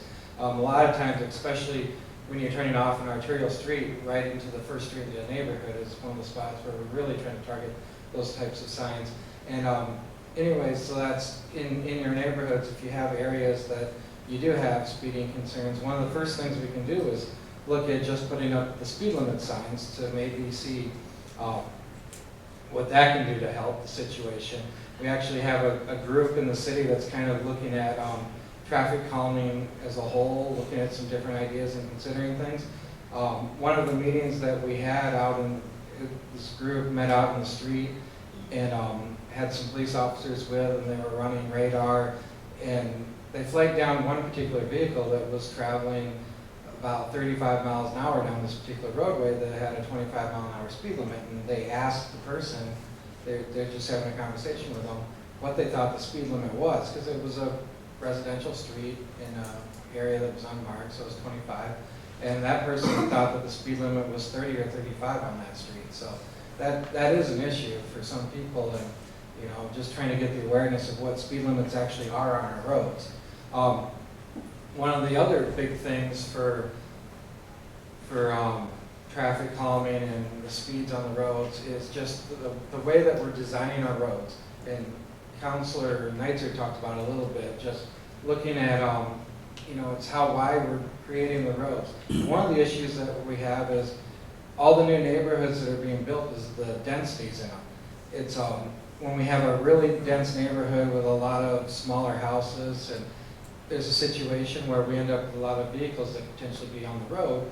And so then in that situation, our current engineering standards work pretty good, because our engineering standards we have right now for our street design are designed with the idea that there's vehicles parked on the roads, that we have cars out there, and then the cars actually visually narrow the road down and physically narrow the road down so that they keep the speeds lower on the roads. And what we run into is a lot of the newer neighborhoods that are being developed. You have the bigger houses, triple car garages, that's a trend we're seeing in a lot of neighborhoods. And so then you get into some of these newer neighborhoods where there isn't not very many vehicles out on the road in these neighborhoods. And then so then we see that these roads have the speeds increased considerably because there's just really nothing it's a wide open street with nothing narrowing it up, and people feel very comfortable driving fast on those. So that's, a couple of the ideas and things that we're looking at is things of that nature. One of the other things, when we were talking about the width conversation and design of our roads and what we're doing, it's the narrower we can make them, except and still have them functional for people to be able to park and drive down the streets, the slower traffic is going to go on them. But then we're getting ready to get into the snow season now, and we kind of do a switchover in our traffic office. The number one complaint goes from people driving too fast in my neighborhood is that the road's too narrow and we can't get through our streets, and that's just a situation where over time, after a couple of snows in the winter, the snow gets piled up in the boulevards and it just starts to narrow the street up a little bit. So it's kind of the conversation that we're looking at on what's that perfect width of the road, what works best in order to provide the best situation that's a narrow road that people are going to feel that they should drive slow down, yet still be safe and functional in the winter for snow removal. Some of the other things that we've tried on roads, and one of them up here, in one of the pictures it's hard to see, but West 9th Street, it's kind of a rural, it's a rural section road out on the west side of town where there's no curb and gutter and really no sidewalks or anything. And we were trying to come up with a way to provide kind of a bicycle pedestrian area that people could get through and kind of feel safe going on, yet make the road feel narrow and the people should be driving slower on it.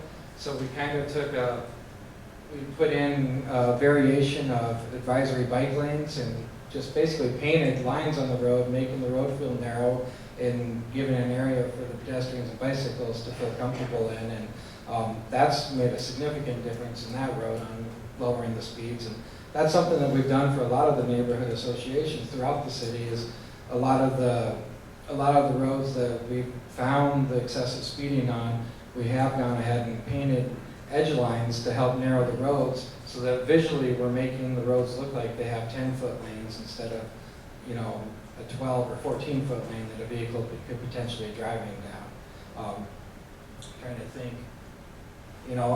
another interesting thing for neighborhood traffic calming, for pedestrians and corners crossing, Matt was talking about LED lighting and working with the light department on that. We've had a lot of situations in the neighborhoods where we've had corners where people don't feel comfortable walking across an intersection in various different areas because they thought that it feels dark. And in those situations, a lot of times we'll work with the light department on one or two lights right at those intersections to change those out to LEDs to really brighten up those locations, because it's when a pedestrian's crossing the street, if the lights are good at that location, they can really light up the person that's crossing so they can see. I'm getting the sign for 5 minutes, so I think we'll go ahead and we can go ahead and go to questions now. I mean, I can talk about traffic calming all day. I think you guys have lots of questions. So. Hi, I'm Mike Harrison with the Residents Association. We've got two specific things. First is 8th in Indiana. by the Bishop Dudley House. He moved the pedestrian crosswalk from the west side to the east side, but people are still flying through that area during the rush hours. And you put the signage in down at 8th and Railroad that makes it very clear that, hey, pedestrians have the right of way, but so many drivers like the 25-mile-an-hour speed zone, speed limit, they're just blowing through the pedestrian. Is there any thought of putting any signage there so that it truly designates it, like the flashing lights that you have on 10th Street for the children's crossings for the schools? And then the other thing is that on 10th Street, there's only 2 lights between Cliff and the 229 to get out of our neighborhood onto 10th and up to the interstate. And Leaders is so narrow that it looks like it's an accident going to happen there every morning. So those were the 2 areas that we wanted to see if there's any thing in the works with the city.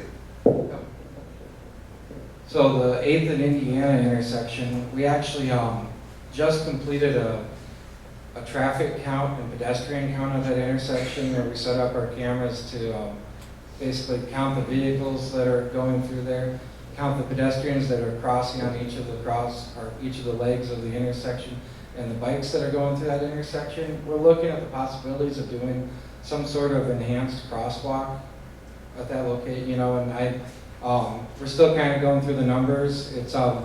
It is a high number of pedestrians that are crossing there. It's not high enough to warrant a traffic signal, but it's not far from that. So I think that we're going to look at some sort of enhanced crossing.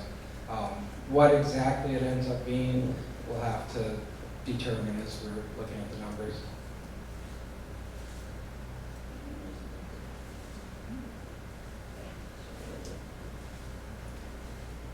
Good morning, my name is Matt, and I'm kind of curious, can the city take any additional steps to kind of bridge the gap around I-229? I've heard I-229 and the I-29, I-90 kind of described as the ring of death, where if you're a pedestrian, a bicyclist, anything other than a car driver, there are very few points to cross through that ring and feel safe about it. I know, especially this spring with the flooding underneath Cliff Avenue, the bicycle path was underwater. So all the bicyclists were coming up to the Cliff 229 intersection, and there's no crosswalk, there's no light, there's nothing to get across at the gas station there. So curious if there are any steps the city can take to help bridge those gaps. So the I-229 corridor, it's the city has been working with the state and federal government over the last really about 5 years now, where the state initiated what they called their I-229 major investment study, looking at the I-229 corridor and what needed to get improved along it. And coming from that study, we have over the next few years, and the first project is the one that's occurring right now, 26th and I-229. So we have the construction work that's being done at that location. That's not adding any additional crossings for over 229, but it's the pedestrian connections over 229 at 26th Street should be improved with that project. After that project, then we have the I-229 and Cliff Avenue projects. That interchange is going to be getting rebuilt. And then also following that is going to be the Minnesota Avenue and I-229 interchange getting rebuilt. And then following that is going to be the Benson Road and I-229 interchange getting rebuilt. All of these interchanges we're looking at in the next 5 to 7 years being rebuilt on the corridor. While we're doing the studies, or we've got the initial studies done showing that those interchanges need to be rebuilt. Right now it's Cliff Avenue and Minnesota Avenue interchanges. The environmental studies are being done right now, and there's opportunities to comment on the connections. While the pedestrian and bicycle type facilities will be majorly improved on those interchanges, there's also possibilities of, could there be another overpass or something like that built on over 229 somewhere in that area of Minnesota and Cliff Avenue. And that's something that commenting on the study, going out to the, and if you search the Minnesota Avenue and Cliff Avenue environmental interchange, I don't remember the name of the website off the top of my head. It's a pretty easy one, but I don't have it with me right now. But if you can go and make comments there, any comments the public makes on those types of things for those connections are really, the DOT and Federal Highway really look close at those comments and whether or not those types of connections should be added to those projects. But those interchange on their own, even without, if an overpass isn't being added, there's going to be full pedestrian crossings at the new intersections that are built for those interchanges over the next few years. Let's go right over here. Hey, so earlier this week, DTSF with AARP and Live Well Sioux Falls hosted 880 Cities Idea Lab. And one of the things that was really interesting that came out of it was that information that was shared is that typically 1/3 of the population doesn't have access to a car or can't drive. And we have a complete streets policy in Sioux Falls, but it only applies, and for those that aren't aware, complete streets is designing roads that accommodate pedestrians, bicyclists, and transit. But with our policy, it's my understanding that it only applies to new streets that are constructed. And so I'm curious, is there a push to make more of a priority for complete streets with roads that are repaired or reconstructed, roads that get touched by construction in any way? Could that be made more of a priority for that 1/3 of our population that can't drive? And it's new construction is looked at closely from the complete streets, and also anything that goes through the major reconstruction program of the CIP also too. And I think what you're probably referring to on the reconstruction, it's a lot of times if it's a maintenance project that the city, that like our street department's doing, sometimes those are the things where it's not looked at. We do try to look at that type of work and what they're doing, but it's, it's one of those things, it is something that we need to do better on our own communication internally on what we're doing on those types of projects. When we're doing in-house repair, reconstruction, that's just let's go out and fix up this as a maintenance type project, and what can we do to improve the situation for the complete streets on those types of projects too. Okay, we're going to take one more question. Hello, I'm Mitchell again. I live on 11th Street between West and Grange, and I'm curious, how do neighborhoods apply for those street calming tactics, or the street painting, the line painting?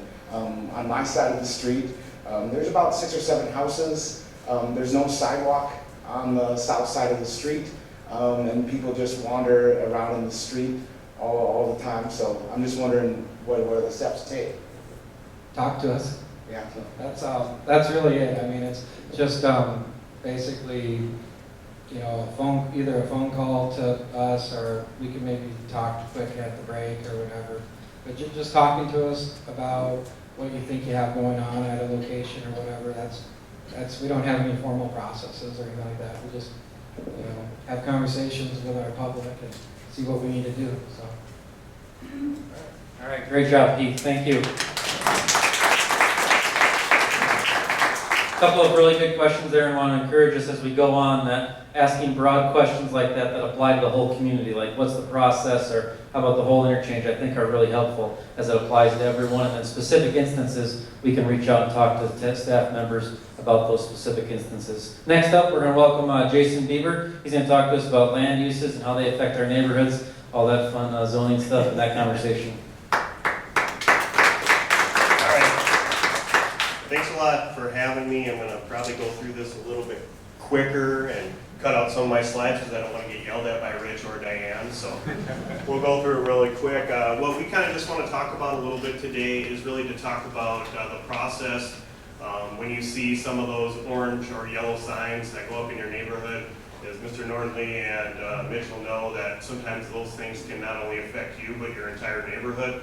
So we want to just talk about the process a little bit and how you can get involved in those. So quickly, this is what we call our development review process diagram. It just kind of gives an idea of a timeline. So if a property is outside the city, going from it being annexed all the way to a building being constructed is a rough timeline of about 180 days or 6 months.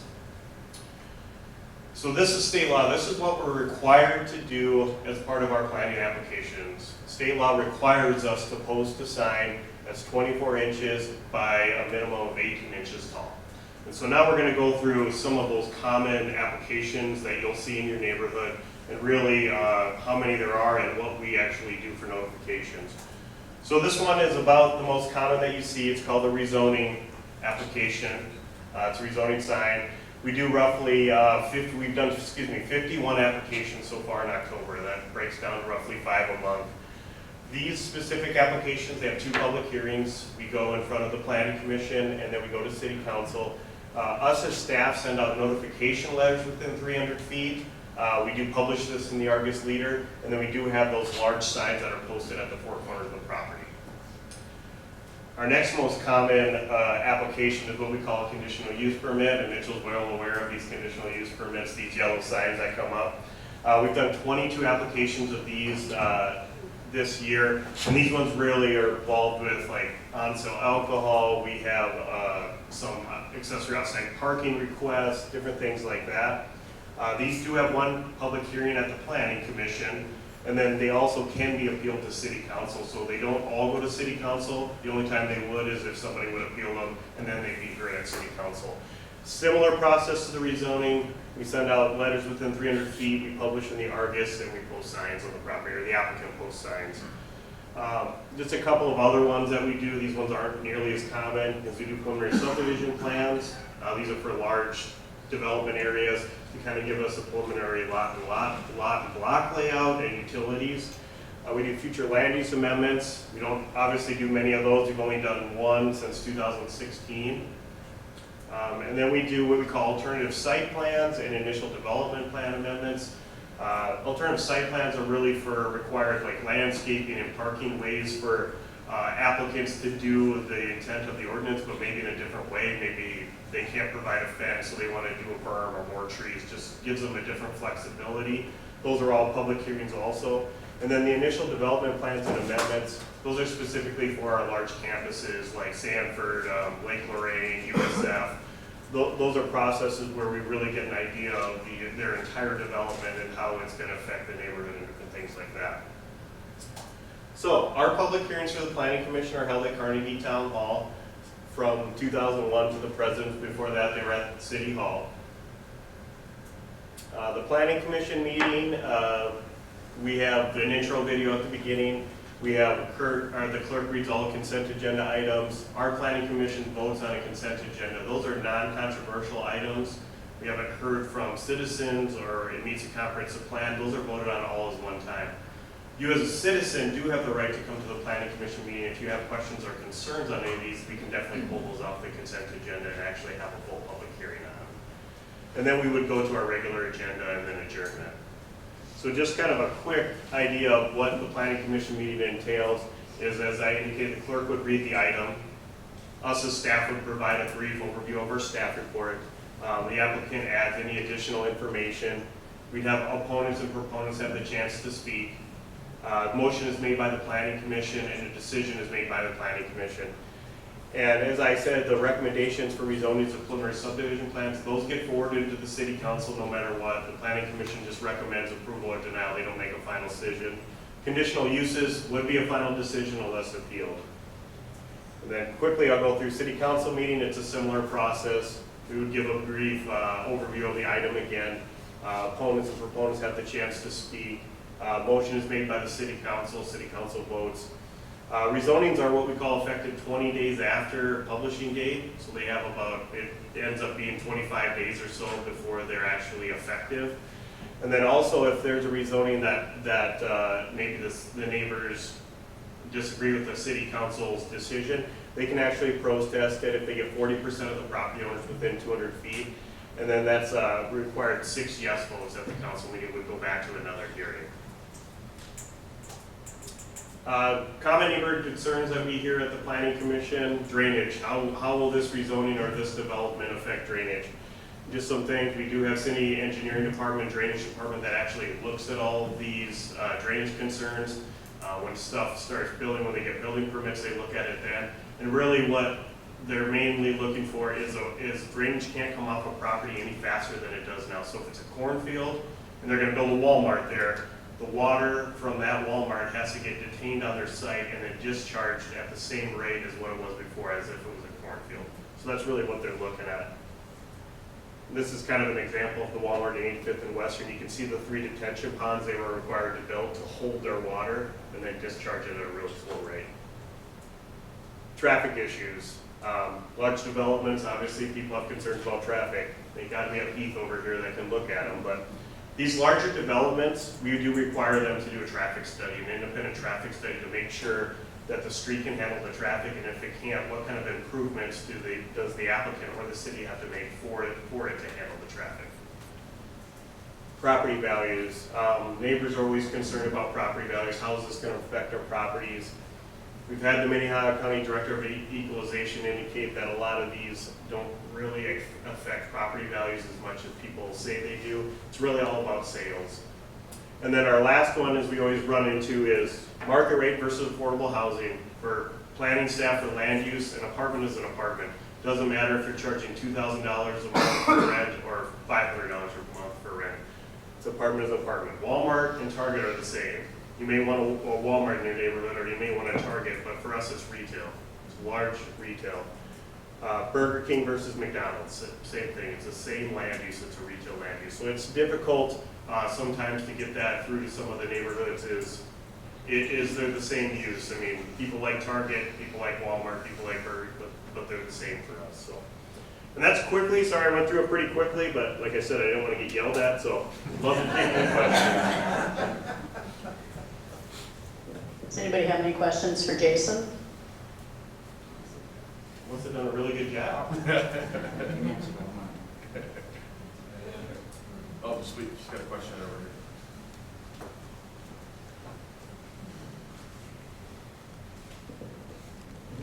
I had a question about the new public schools that are going in.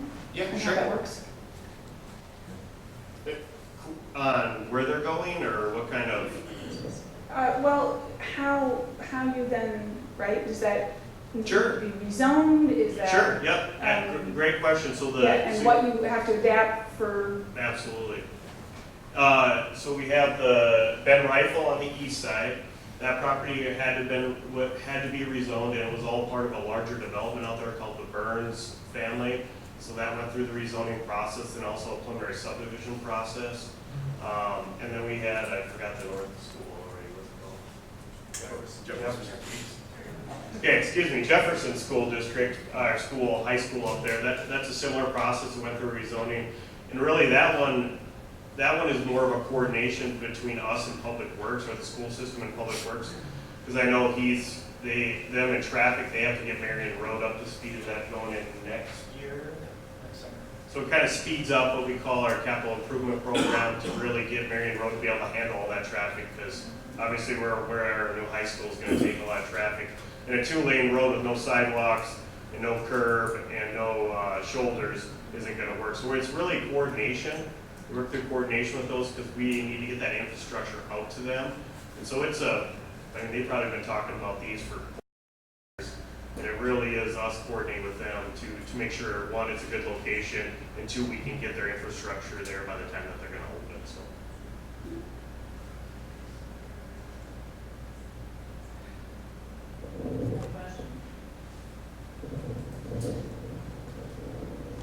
Okay, so this is really, my name is David Heinold, and I live in the Pettigrew Heights neighborhood, have for about 5 years or so.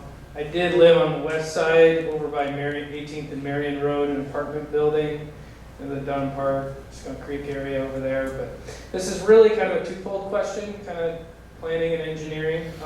So it involves transportation and land use. So I'm a big proponent of the coordination between the two because it helps save tax dollars going forward in the future over the long run. So my question is for, I think, I mean both Keith and Jason, is kind of trying to better coordinate the decisions that get made with land use so that we don't end up over the long term in 30, 40 years have to continue to fund more and more road expansions, more left turn lanes. We have 2 left turn lanes when you really only need 1. It's just better timing in the signals. But that's kind of my question, is the coordination between those and what efforts are being taken to accomplish those over the long term.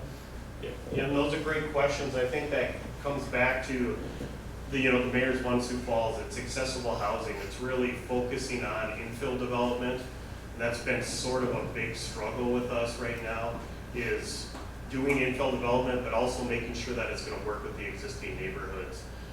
We have a lot of parcels that can be more dense, could be doing apartments, could be doing twin homes.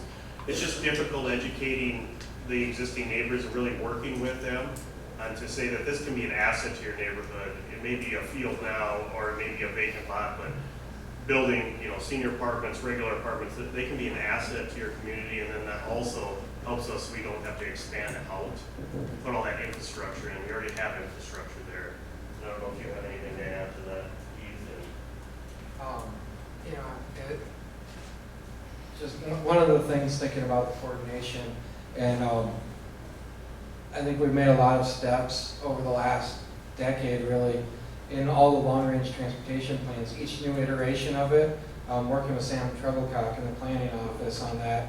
It's I think every new update we do there, we're doing a better job of closely tying our planned future development with the planned transportation system. And what I've seen in the last 15 years, I think we've came a long ways, and I hope that we keep improving that coordination between them.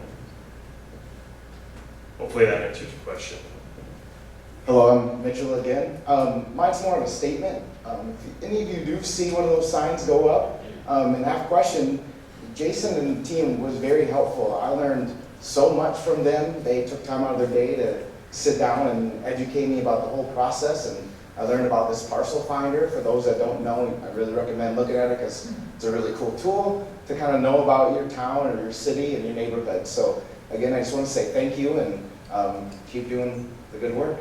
Well, we appreciate you taking passion in that, Mitchell. It was nice seeing somebody care about that kind of stuff. And like I said, you've taken a neighborhood where you didn't know your neighbors, and now you guys have done a summer picnic, and now you're doing other things, and you have a neighborhood association. So sometimes those things that maybe rile a neighborhood up in the long run can be good for it. So it's good.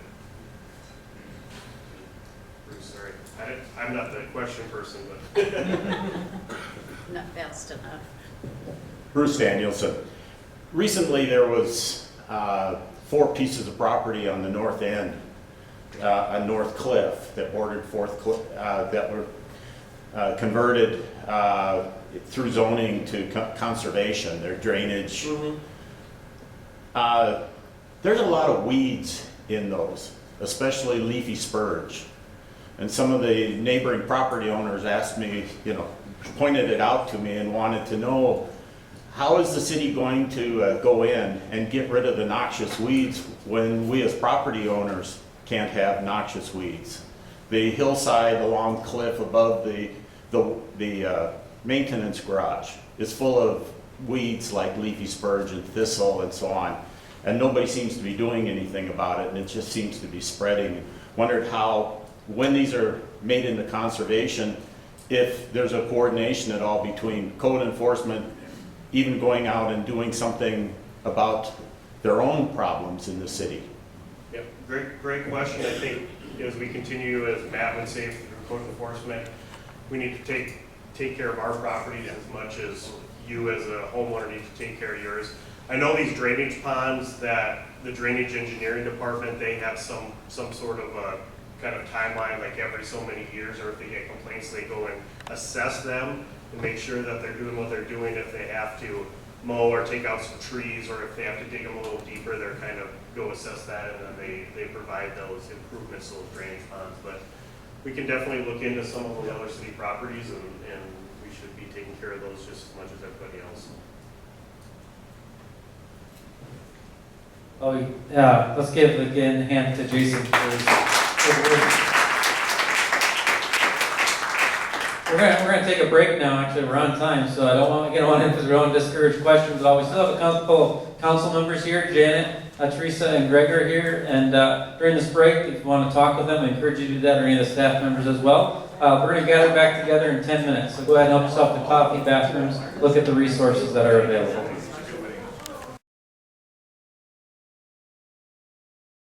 All right, we're going to go ahead and get started. We've got a couple of great presentations that I think are going to be really helpful for us, covering topics that we've already talked about, but a little more in-depth: housing, and then pothole conversation reporting. I mean, that just gets the room thrilled and excited. So thank you again for being here. Thank you for the city staff that have put this together. Jeff, Diane, and their team have done a great job.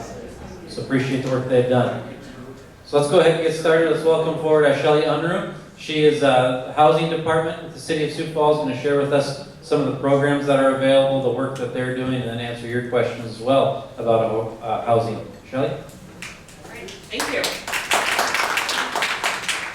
I am the housing manager for the city of Sioux Falls, and under my purview is property maintenance, the housing specialist, and then neighborhood planning and neighborhood associations. And as a housing manager, I know that Matt Tobias has touched on this, but I have to say again, I want to just say a huge thank you to Diane DeCoyer for putting this event together.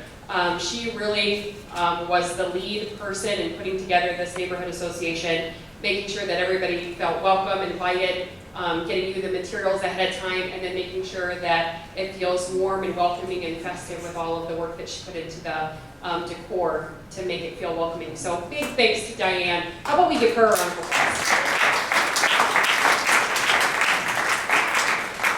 All right, so what I want to talk about today is housing, and housing means something different to everybody. Housing is a very personal thing and a very basic need of everyone, and housing looks different for everybody. You know, some may be homeowners, as I once was, and took pride in my lawn and care for that. And now as a renter, I take pride in my golf game and why I became a renter. So I say that because we need to understand that there are all different types of folks that live in our community that have all different types of housing needs. And we need to be cognizant and make sure that we're welcoming to everybody that wants to live in our city in the way that they need to live in our city. So we operate $1.5 million of federal funds for housing through the housing department in the city. And those programs really go to feed some of the core programs that we do, which is our neighborhood revitalization program, single-family rehab, rental rehab, and emergency mobile home rehab. So I'm going to talk a little bit about each one of these. Neighborhood revitalization is a program where we look at blighted stock within the Sioux Falls city limits. So we look at houses that are dilapidated and need to be torn down.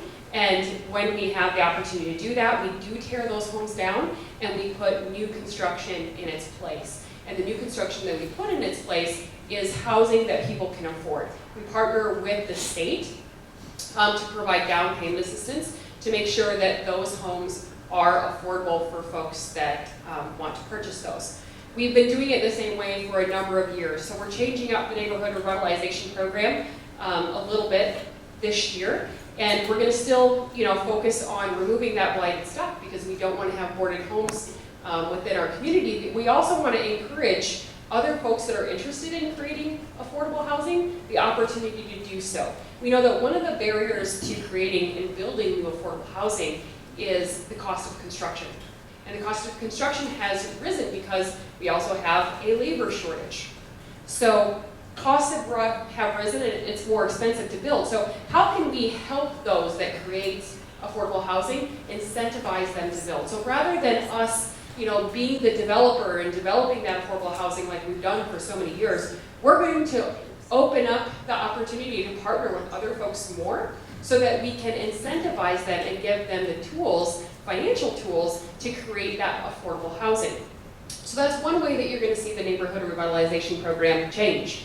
For those of you that own your own home, we do have a program called our Single Family Rehab Program. This is an income qualifying program. So for those folks that are homeowners, but they can't necessarily afford to invest in their home because they may be cost burdened or whatever reason that they don't have the funds available to invest in the upkeep and repair of their home, that we offer a program for them to do just that.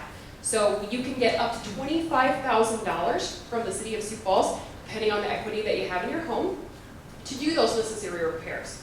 So we're talking about replacing your roof, we're talking about replacing your furnace, your air conditioner, plumbing, windows, all of those things qualify under this program. Now, it is a no-interest deferred loan, which means when you get the support from the city to do that rehab on your home, you don't have to pay a monthly payment back to us. So we take a second position on your mortgage so that one day when you do sell your home after you've done a great job of upkeep by partnering with the city, that we recoup our costs at the sale of your home when you decide to do that. So it's a great program to be able to upkeep your home but not add additional costs to your monthly expenses. With our rental rehab program, we offer the opportunity for those property owners to be able to rehab their rental property so that we're making sure that the folks in our community have safe, accessible, and clean housing. And so property owners can get a 3% interest loan up to $25,000 from the city to rehab and repair rental properties. Another program that we have is emergency mobile home repair. So this is a grant program. It's a $3,000 one-year forgivable grant where you can get money from the city to rehab your mobile home. This is another program that we're looking to change a little bit. One of the things that we've seen quite often with this program is that folks that live in a mobile home, sometimes we get cases that come across where the need of repair is actually more than the mobile home's worth. And I think the best way to describe the change that we're going to do is use an example.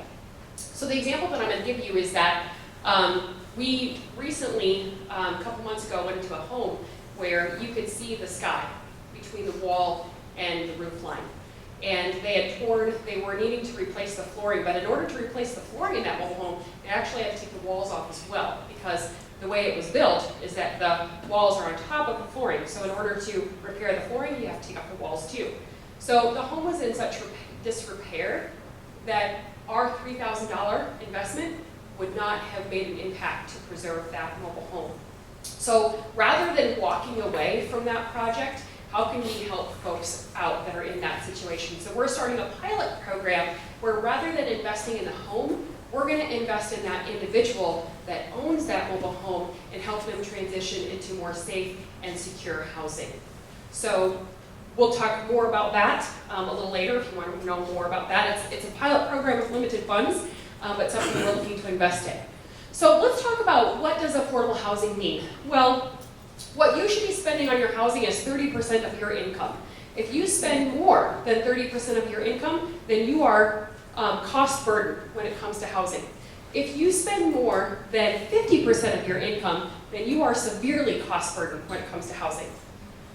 So what does that look like? So low income would be $43,000 to $69,000 per year. That's considered to be low income. Think about the jobs that relates to. Who in the community makes that amount of money that would be maybe considered low income? The very low income and then extremely low income.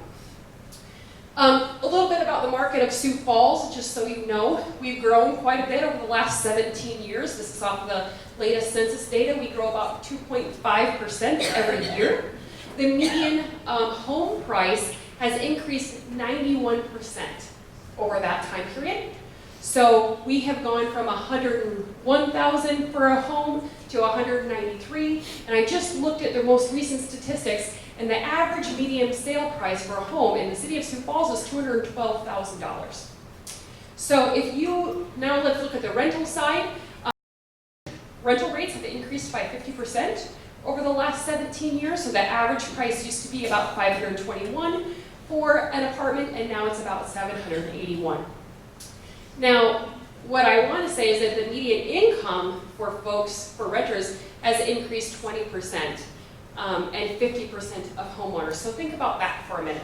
If our median income has only increased by 20%, but our rental rates have increased by 51%. And if we're a homeowner, our income has only increased by 50%, but our housing has increased by 91%, you're starting to get a picture that we are becoming a community that has a concern about housing that's affordable for all income levels. About 1 in 4 households of Sioux Falls are cost burdened. So 22% of low-income renters face a house cost burden more than 30%, and 20% of renters face a house burden over 50%. On the homeowner side, about 24% of homeowners in Sioux Falls are cost burden more than 30%, and about 11% of homeowners in Sioux Falls are cost burden over 50%. So let's talk about what the city is doing to address these growing concerns within housing. We have several big goals that we want to address. I'm going to talk about some of them very specifically, but if you want to learn more, we can talk afterwards. But let's talk about the big goal that we have of creating 1,000 new dwelling units by 2022. What do I mean by creating 1,000 dwelling units? Not only am I talking about creating new dwelling units, but I'm also talking about the preservation of dwelling units, because we can't just focus on new construction if we're not focusing on the preservation of our homes. Because if we're just focusing on new construction and we're not paying attention to the housing stock that's leaving our community, we're not making a gain. So what we're looking at and how we're measuring this is we're using a program called Housing Stat. It's a performance management tool brought to us by Harvard, where we're really analyzing data to help us direct and make decisions regarding housing and how we're going to leverage our federal funds. So one of the things that you'll be seeing rolling out is a housing dashboard, where you can go onto the city's website and you can get a real-time picture of what housing looks like in Sioux Falls and what we're doing to address it by income level, by housing type. We did temporarily suspend the down payment assistance program because we want to put more emphasis on other areas of housing, which is incentivizing the creation of housing that people can afford, and also putting more investment into programs that are going to help people keep housed. So when we talk about that dwelling unit, when we talk about preservation of a dwelling unit, the way we're going to count a home as a unit preserved is if we invest as the city $15,000 or more in that preservation of that unit. If, when we come to that home through our single-family rehab program, if we're doing 2 or more projects within that home, that will be a unit that we count towards that goal. Or if it does not meet the HUD standard of substandard housing. So their HUD has a very specific definition for standardized housing and safe housing. So if it doesn't meet one of those 3 tests, then it's a unit that we have then preserved. Because if it were not for us coming in to support that homeowner to put in that new furnace before the winter comes, if that furnace didn't get replaced, that homeowner could potentially have those pipes break. That pipe break will deteriorate a home pretty quickly. So that's why we would consider it as a house preserved. So some of the strategies that we're changing that I've talked about a little bit is, again, our project of helping to invest in folks' home, or directly in folks, rather investing in the mobile homes. So that's a new program that we've changed. We're going to look at new ways to incentivize the creation of affordable housing. And then we're also looking at ways that we can help to encourage workforce development through housing, because you can't talk about housing without talking about workforce development. So we've been working and talking with the Home Builders Association, and how can we partner with them to create a program where we're teaching people valuable skills and rehabilitation. Because one problem that we're experiencing in our housing department right now is when we get calls for folks that need repairs in their homes, we're having trouble getting contractors to bid out our projects of folks that need help in their homes. And sometimes when they do bid out that projects, that we're giving a wide spread of bids. So I'll give you an example. We had a young gal whose foundation collapsed because of the wet weather. She got a bid for $9,000, $12,000, and $26,000. She was ready to go into bankruptcy to do the $26,000 fix on her home because she was scared that the $9,000 or the $12,000 fix would not sustain her home long term. Now, the $9,000 and $12,000 bid would have sustained her home long term, and thankfully She did not choose to go that $26,000 route, but that's a growing concern. We need fair and equitable bids from our contractors, and we need more contractors that are experienced in remodel to bid our projects. So how can we help with that? Well, one of the ways that we're looking to partner is to create a workforce development program where we find a home within the city of Sioux Falls that is in disrepair but not to a blighted state yet, where we can go in and we can train people how to remodel that home. Maybe it's a partnership with our local high school CTE program. Maybe it's a partnership with Southeast Technical College. Maybe it's a program that we do with the prison system to do that rehab. And the last thing, I've got 5 more minutes, but the one thing that I want to talk about real quick is we're also going to be implementing a housing clinic. And the housing clinic is going to be a way to connect people to needed housing resources. There are over 32 organizations in Sioux Falls that provide housing resources and assistance, but it's very difficult to navigate. So the housing clinic will be your entry point into helping to get housing services and support. So with that, I'm going to take some questions.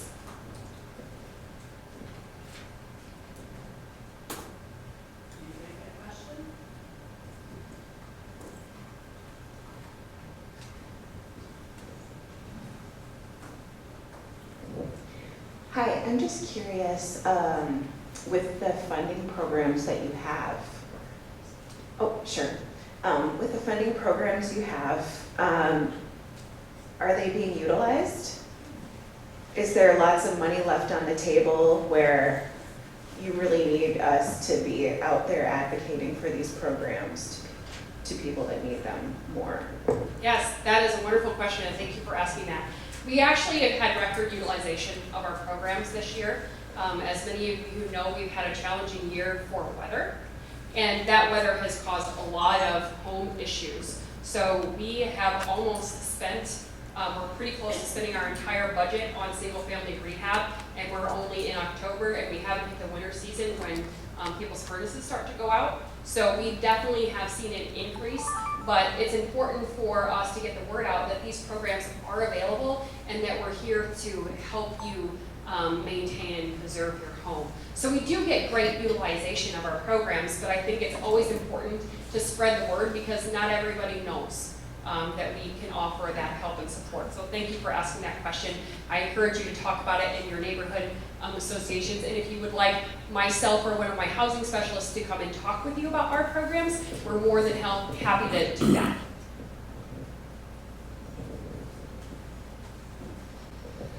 Does a new 1.5 million become available January 1 then?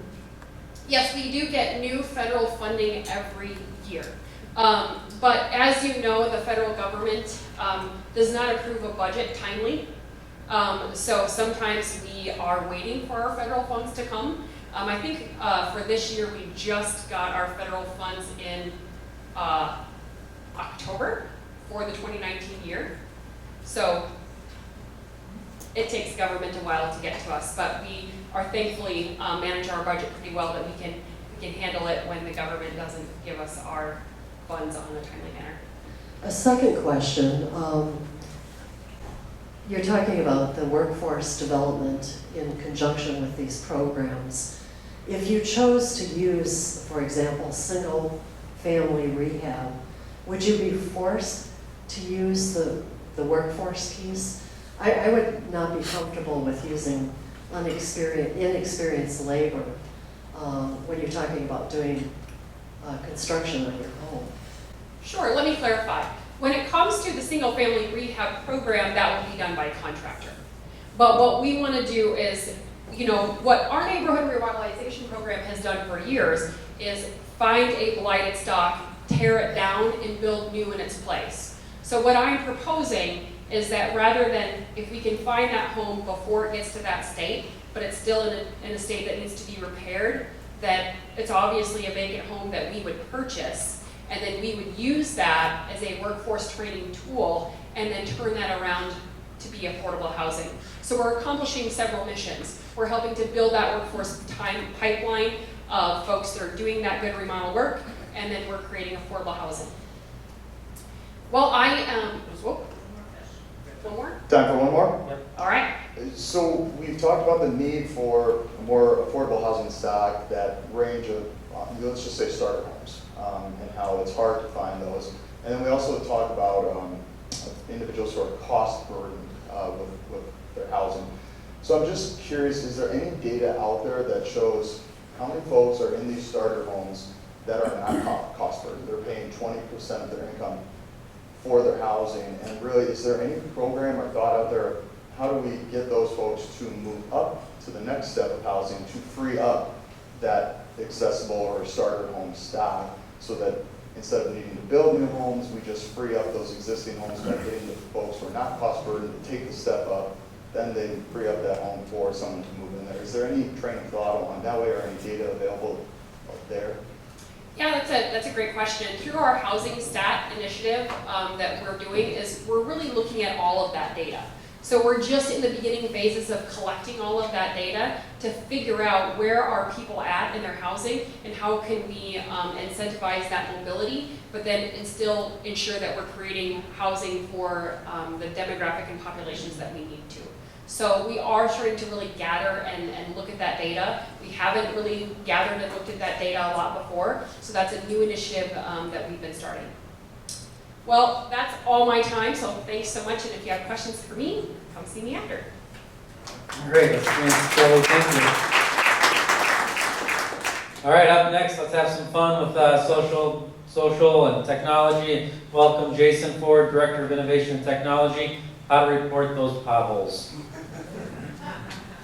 Thank you. I've only got 3 slides, so I'd like to leave plenty of room for Q&A. One thing that Shelley mentioned is that there was some buzz about the transportation initiative that our team's working on. And so even though it's not necessarily on the agenda, I'd love to answer any questions about that if you have some. So, Director of Innovations and Technology, I've been in this role for just over 11 months now, coming up on my 1-year mark in November. We're really proud of a lot of the things that we've got going. I've only got 3 slides. Just to talk about 3 things that we've stood up that have been a big hit for us. The first one is the pothole app. It's not really just for potholes, but that's what a lot of people use it for. If you go to your app store, either Apple or Android, and just search City of Sioux Falls, you'll find what's labeled the Sioux Falls app. And this app is a tool that our residents are using to report everything from potholes to graffiti or overgrown weeds or anything in a neighbor's yard or abandoned vehicles. I just looked before we got here. My daughter was playing with the app on the way here. We're at 9,985 reported issues that have been closed. We stood this thing up in late March. So in just a few months, we've closed nearly 10,000 issues. And these issues normally would have been closed through a process of calling in and reporting something and talking to somebody. That's still available as an option, but this has really streamlined the process. And for our employees, it's amazing because they drive around with iPads in their vehicles, and when they're near another issue, they can just go to it rather than coming back to the shop and checking a list of issues and being deployed that way. The other thing that's really cool about this is that there's 2-way interaction. I think you guys heard from Heath earlier. Heath, with the traffic signals, that's a thing that can be reported through this app. And he has 2-way communications with citizens and residents all the time, saying, I hear you, I know that issue is, or that light is an issue, here's why we're not doing it, and that 2-way interaction between the residents and the employees are really powerful. And you can see all these all these interactions if you go through there and just follow the dialogue, and it's really good. We've closed the window of timeline down from what used to be 48 hours to 72 hours down to like 90-some% of these issues are being closed within 24 hours. So huge win for our staff, and so far it's been pretty successful. The second thing that I just mentioned, and if you go to that app, one of the tabs in there is a street construction tab, and that pulls this map up, which is hard to see here, but it's on our city website and it's available through the app. And it shows you the construction projects that are going on. And if you would click on any one of them, it brings up a detailed timeline on the progress and some updates on that. And so again, what used to be, just kind of hearsay and talk is now documented and presented in a way that you can follow along in real time. This thing gets updated as the construction crews are updating their projects. And then the final thing that I'd just like to talk about is, and this really wasn't designed from our department, this came from the parking division, but the Park Smarter app has been kind of a huge home run for the people that are using our downtown parking on a regular basis. This app, again, through the App Store, if you just search Park Smarter, is a tool, and it shows the open spaces that are available throughout our downtown with just a green or a red icon. So you know kind of what part of town to go to find an open space rather than driving around all over. But the second part about this is if you use this app to pay your meter, if you're sitting in a restaurant and your time is running out, rather than having an overage fee, you can reload the time on the app without actually having to go out to the meter.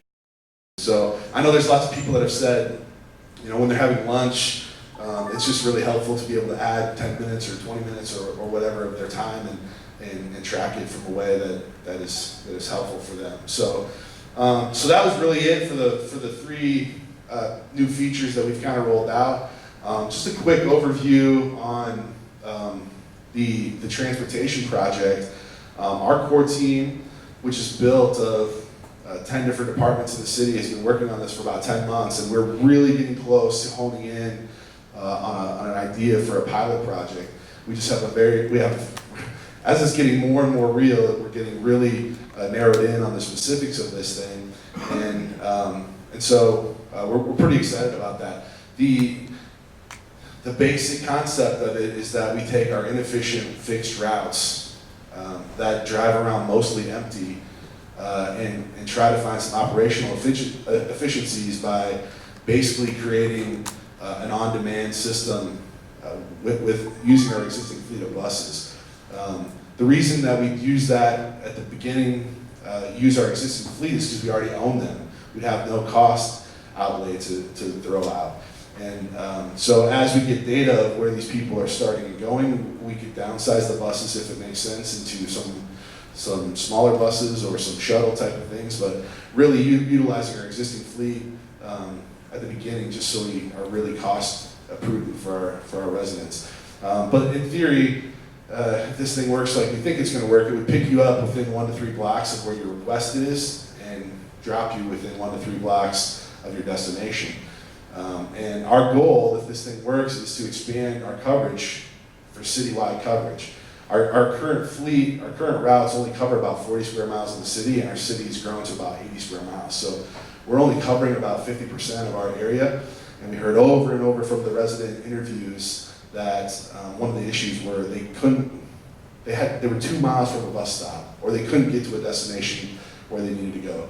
We had a conversation with Sanford Health that said, we're hiring people, but we need to get them to a place to do some testing and drug screening, and that's out of the bus coverage area. So a lot of the people that are eligible and would be able to be hired are not able to get to their screening to get applied. So we know this is a real thing. We know that the coverage is not suitable, and we know that the residents want to expand this to Sundays, which doesn't exist right now. So those are all our goals for doing this, is to find those efficiencies to create opportunities for these riders that need it.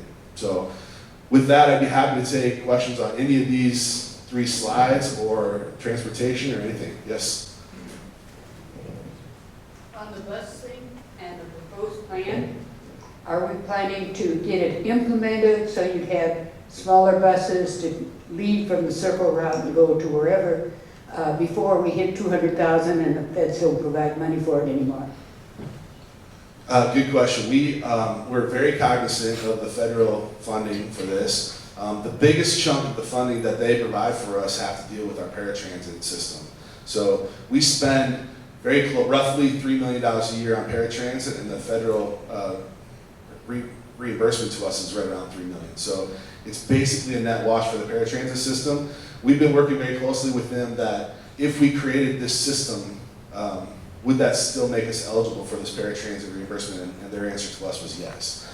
And they're actually really interested in us accomplishing this because there's lots of other cities across the U.S. that are facing a very similar issue, and so they're paying very close attention to our system to see, if this is something that's viable across the U.S. So it's one thing that the state of South Dakota isn't waiting 20 years so somebody else does it first?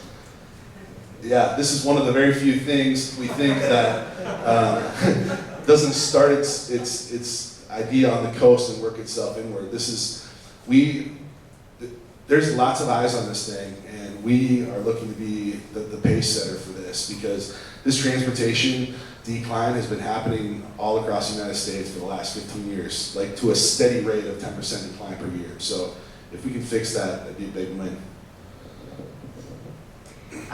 Just to comment on the transportation thing also, will you guys change it to a hub and spoke system as well? And have some efficiencies there, and piggyback the Lyft type of, application that you were talking about too? Really good question. We don't envision a hub and spoke system necessarily as you would normally see it, but part of the thing that we don't have right now is any data. Like our data is really poor on this system that we have now, as far as where people are originating and going to. And so part of our stipulation as we send this thing out for RFP is that we are going to own the origin and destination data, and we're going to use that and say, okay, now that we're taking these folks around on this on-demand system, and we know where this heat spot is, like from downtown to Smithfield, for example, we anticipate that that's going to be kind of a heat channel.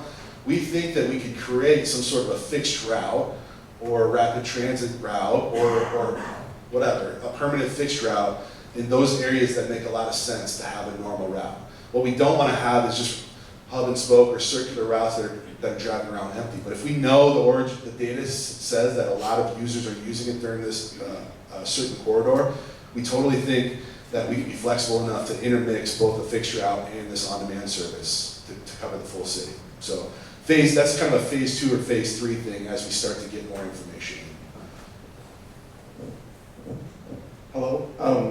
As you are doing the new bus transportation and those different routes, is there also money or thought being allocated towards having shelters for people to wait for the bus? I mean, as someone who has rode the bus quite a bit, especially like on 12th and Western, right by that frying pan, and in the middle of a winter day, you're just waiting out there getting blasted by snow on all sides. So I don't know if that's part of the project as well. We heard a lot of feedback that said we want more shelters, we want more coverage. Our goal, one of the metrics, one of the KPIs that we're hoping to achieve by this system is we want the time between the request and the pickup to be less than 15 minutes. We heard a lot of times, because our routes, some of them are 30-minute routes and some of them are 60-minute routes. And so when a person goes to a bus stop, sometimes the average wait time is like 47 minutes, right? Because you just don't get there on a circular loop. We think that we can get the pickup time and delivery time to under 15 minutes. And so we don't know that there's going to be a need for traditional shelters, but we're talking about partnering with lots of locations, Walmart's, Hy-Vee's, our fire stations, as like a virtual pickup stop. That we're hoping to address some of that things. We don't think, we know that not everybody has a cell phone and the app, and so we're going to plant kiosks where people can request a ride from a kiosk. We definitely have some sort of a shelter, and we visited Minneapolis a couple weeks ago and saw their version of that. It's nice. It's heated, infrared. Like there's emergency buttons. We definitely think that there's room for that in some certain locations, but traditional bus stops and benches aren't really in our plan. Hi, I'm Marjorie, and what about like areas where there's not as much traffic and events are happening? Will you be thinking about those things? Great question. We have had a separate discussion, not necessarily with our system, but to create some sort of a bus rapid transit system, for example, between the event center and downtown. We have lots of parking downtown, And we think like an events-based route using some of our fleet. So if this thing works, the fleet that we have, we think we can go from like 26 buses down to 13, for example, and cover the same demand and also cover it citywide. And so we'll have this extra fleet of 10 to 15 buses, let's say, available for things like that, where we can contract out, or we can create some sort of event-based demand system. I think it's a great idea. I think of events like Jazz Fest, or like the Lifelight Festival, or anything that happens down at the event center. So it's not necessarily in this scope of what we're trying to solve right now, but we think that that's a future project for sure. So I will say this so that everyone else will hear me, because I've mentioned it before and it's clearly not gotten through to your committee. So before phasing in an on-demand system, things like putting the number of the route on the sign that exists increases ridership. Putting this bus runs here on the 15 of every hour on the sign that already exists increases ridership, because then they know how long they have to wait, even if it's approximately. Okay? Moving, like most cities have already done, to a cashless bus, where you have to have a card to swipe, gives you the data you need before you make some of these transitions. And I've made these suggestions, and I'd like to see that somebody's at least listening to the suggestions, because cashless is the way of the world. And if you move to cashless first, then you've got data to plan some of your routes. Swipe on, swipe off. Easy, easy, easy. I completely appreciate that feedback. It's not being overlooked by our team, and I'll just, something to keep in mind is that the Public Transit Advisory Board and our core team are both working on improving their systems. And we say all the time, there's a chance that this idea that we have is not going to work. Like, there's a chance that this thing fails. And so I think it's important to keep moving forward as the routes exist right now, and make things like cashless fares and better signage, all those things. We totally agree. We've given that list to the Public Transit Advisory Board. They're definitely aware of it, but we're kind of in a situation now where we don't want to double spend the money. Like, we don't want to do that until we know that this doesn't necessarily work. And so, but I totally, at the very last advisory board meeting, I suggested you guys need to keep working as you would, like, if this thing would not work, at least so that you'd be prepared in case we have to fall back on something. So very, very well said and duly noted. We recently had 3 tornadoes in town. We had sirens that didn't work. For whatever reason, they didn't work. We also had a city website that's very hard to negotiate, navigate. A lot of people can't find things on it because it's old technology or something, but it's really sad. When the storm hit, without the sirens going, and quite a few of us had our windows open and we should have been able to hear the sirens because we always hear them. We're being told that the sirens aren't supposed to be heard inside of buildings, but they always have been.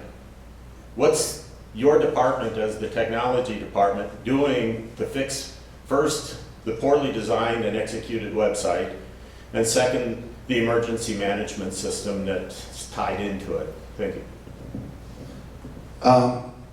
The website, good feedback, and I believe that we're making incremental changes to improve that. It's just really tricky, and we have a department of one that's working dedicated solely to the website, but we're working on that. We're asking for more support, and we're utilizing some part-time hours to put some more effort onto that. And so hopefully a year from now you've noticed some sizable change to the website. As far as the emergency response, I'm sorry, but that's just a long way out of my lane. We're in that regard, in terms of Metro and the public safety piece, we just want to be good partners and support their needs.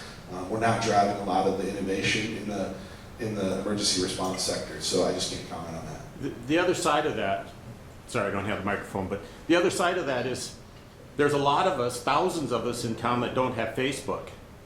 And the only thing that was actually put out at any availability, I'm told, was through Facebook. There wasn't anything on the city's website. We used to get a lot of videos up on the city's website that at least showed what was going on. That's becoming secondary to everything. I mean, the city isn't even here recording this, and it wouldn't be recorded if I wasn't here. But I would really like to encourage your department to get more proactive in putting information out there for those of us that will never Facebook. And, you know, for all the different reasons that we don't do Facebook, Facebook and Twitter feeds, etc., aren't the way to get emergency information out to people who don't do those things.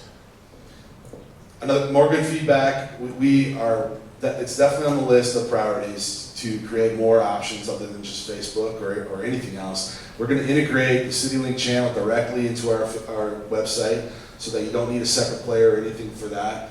And we're also, next month, you guys will have a sneak peek, we're launching the Roku and Apple TV apps. So if you don't have cable, if you don't have access, we're trying to get the accessibility opened up to as many channels as possible.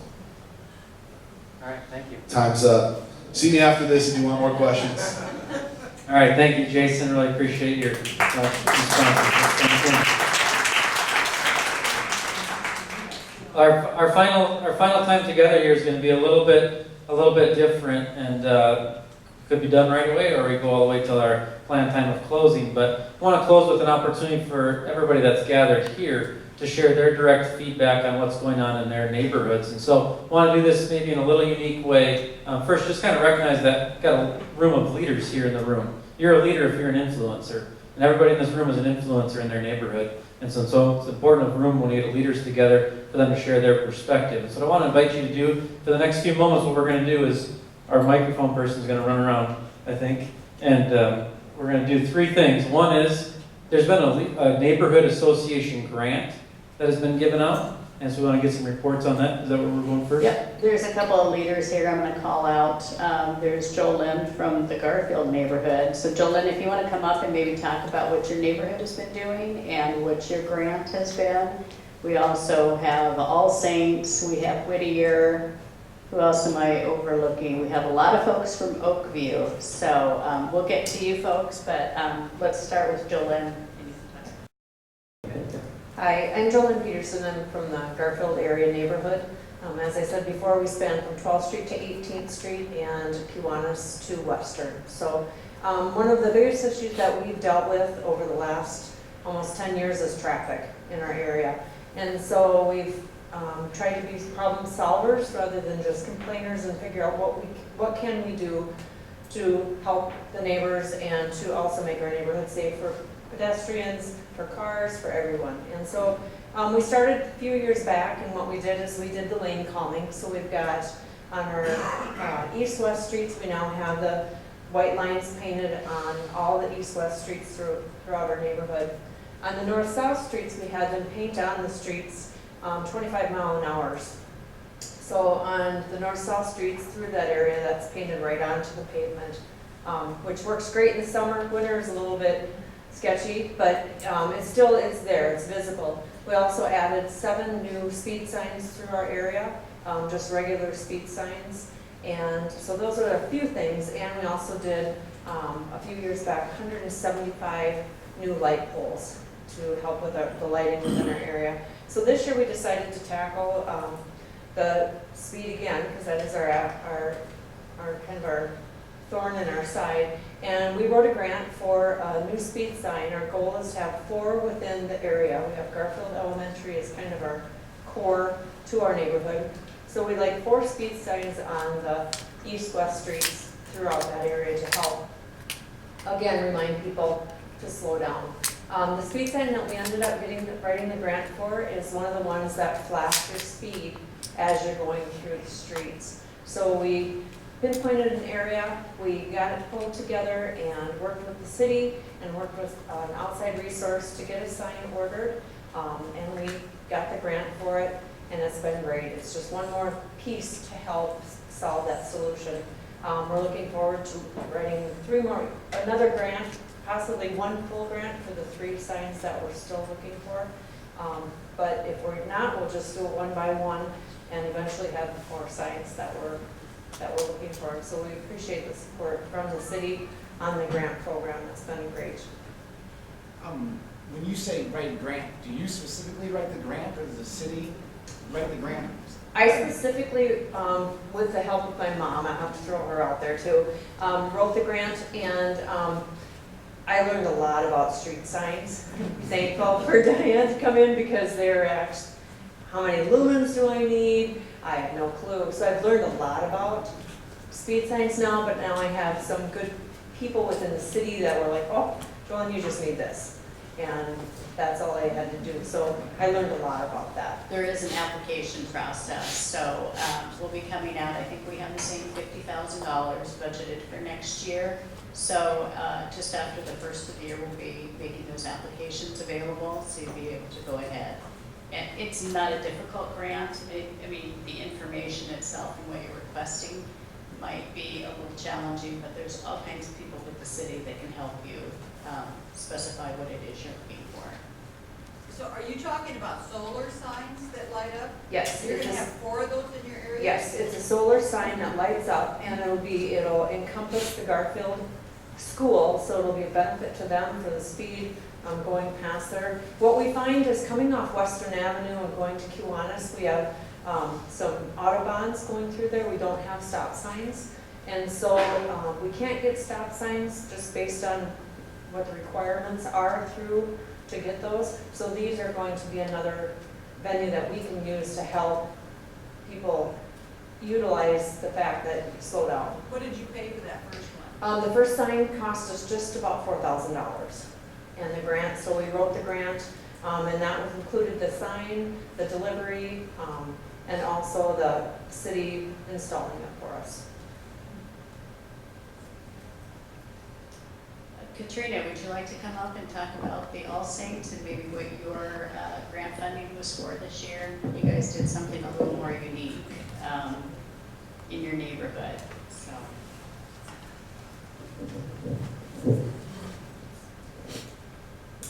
Hi.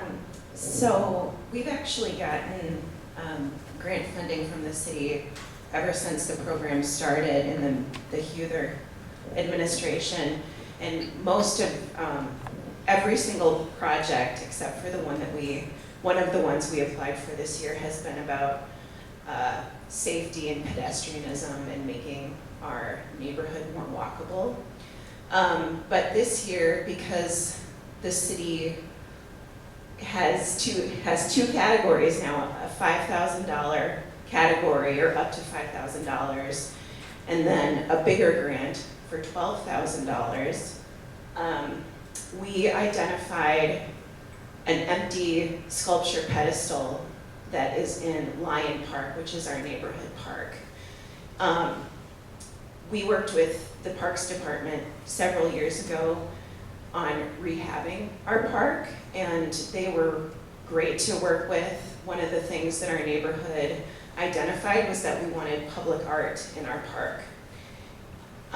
We were able to work with Sculpture Walk for a while, and then things came and went, and our sculpture pedestal has been empty ever since. So we took it upon ourselves to reach out to a neighborhood friend who is a sculptor here in town. He's had projects on Sculpture Walk.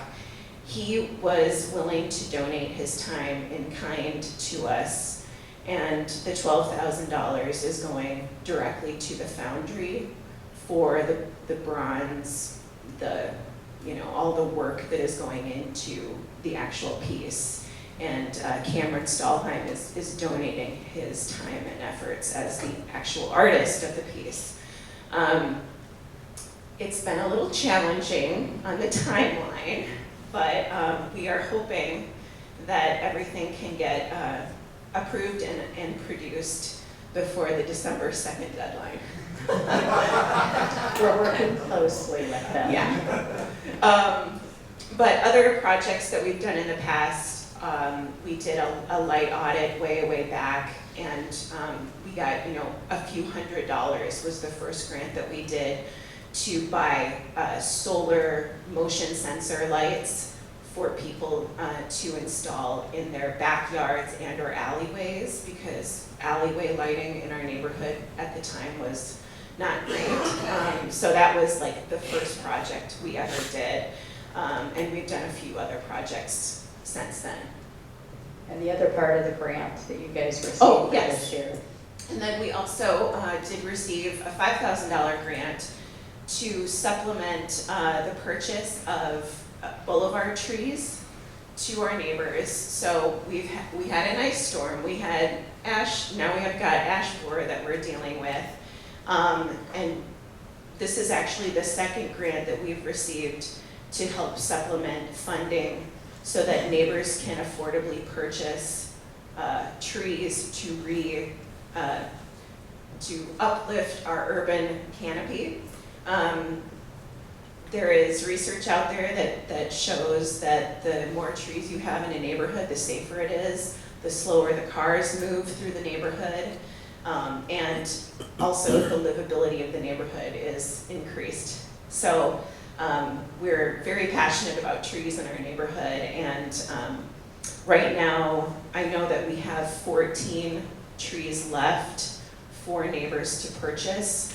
Those trees we got at a special price from the nursery for $170. The grant is supplementing all but $43 of the tree purchases. And property owners are able to purchase as well as single-family homeowners. And the neighborhood has been working really closely with Parks and Recreation, since in the boulevard, there's only certain street trees that can be located there. And it'll also help you because what is new is the permitting process for the street trees. So obviously years ago we had the Dutch elm disease, we lost all our elm trees. We're losing, I think it's like 40,000 ash trees, so we don't want to repeat that in the future. A lot of people have maple trees planted. Well, you can't plant maple trees any longer in your parking strip because we don't want to see the same thing happen. We're trying to help create some diversity in those parking strips, and by having to permit or register those trees will help us with that. So, yeah, and also people are waiting for their elm trees to get ash trees to get cut down too. So there's some timing issues going on, but so far it's going well. It may not be part of the grant program, but tell us a little bit about the wraps that you've done. I saw them right away. It's a way I drive down on Phillips Avenue, and so cool. And I thought, Yeah. where did those come from? And then I saw it in your minutes from one of your meetings. Yeah, so the wrap project, we actually got city funding a couple years ago to wrap utility boxes in our neighborhood, and then realized we only have one utility box that is actually in our neighborhood boundaries. So then we worked with the city back and forth for a while on a few different ideas. Could we wrap light poles? Could we, how can we use these funds?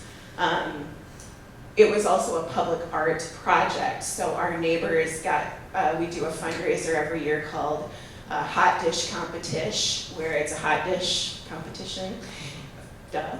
And so it was a public art opportunity.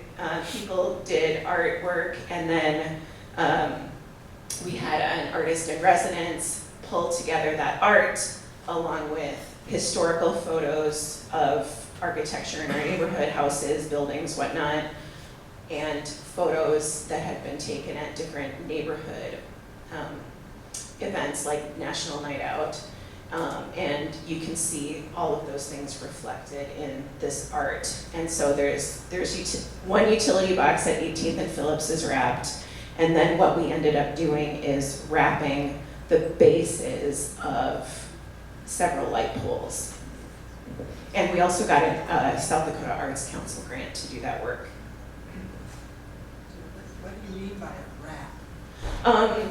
So downtown, you can see on the utility boxes, there's, I think, most of them have like turquoise, and there's the map of downtown.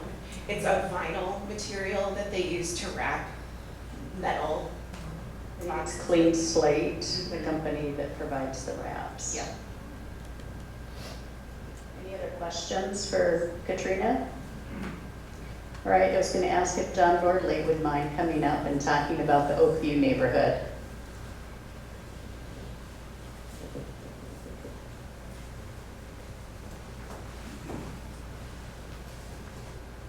Thank you. Oakview neighborhood is probably the largest neighborhood association in Sioux Falls. We are in our 3rd year, so it's very, very new. And we did get a grant for more signage. Our first grant was for signage.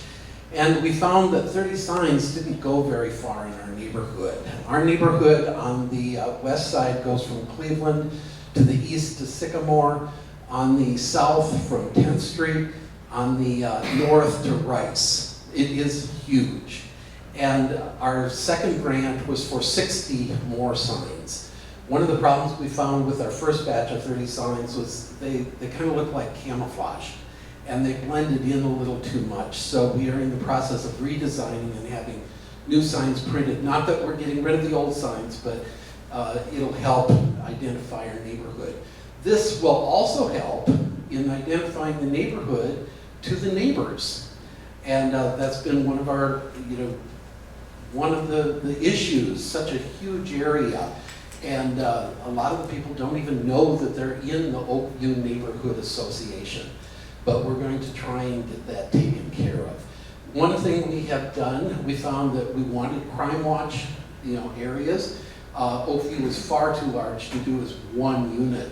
So we have been working to identify specific little groups, and we have about 30 groups lined up in the Oakview area now so that they can do crime watch areas. Also make it easier to do neighborhood parties, block parties.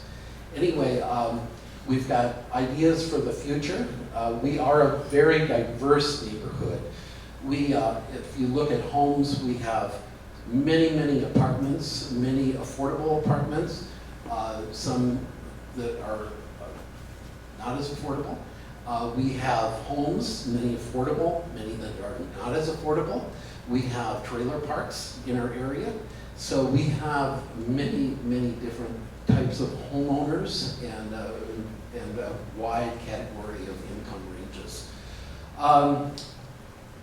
Diversity as far as ethnic groups. We have a huge number of ethnic groups in our area, and that has made things a little bit difficult in organizing people, because oftentimes we'll go to a neighbor and there's nobody in the household that speaks English, and that has made it a little difficult for us. But we are trying to overcome that, trying to get a few things written. We've looked at the possibility of getting programs that will help translate some of what we get out to people. And Oakview is, I think we're very active. We've got a big group of people that meet on the 4th Tuesday of every month at the Oakview Library. And we welcome anybody to attend our meetings. We always have very informative programs. We've had many of the people that have talked to us today have come and talked to us in Oakview.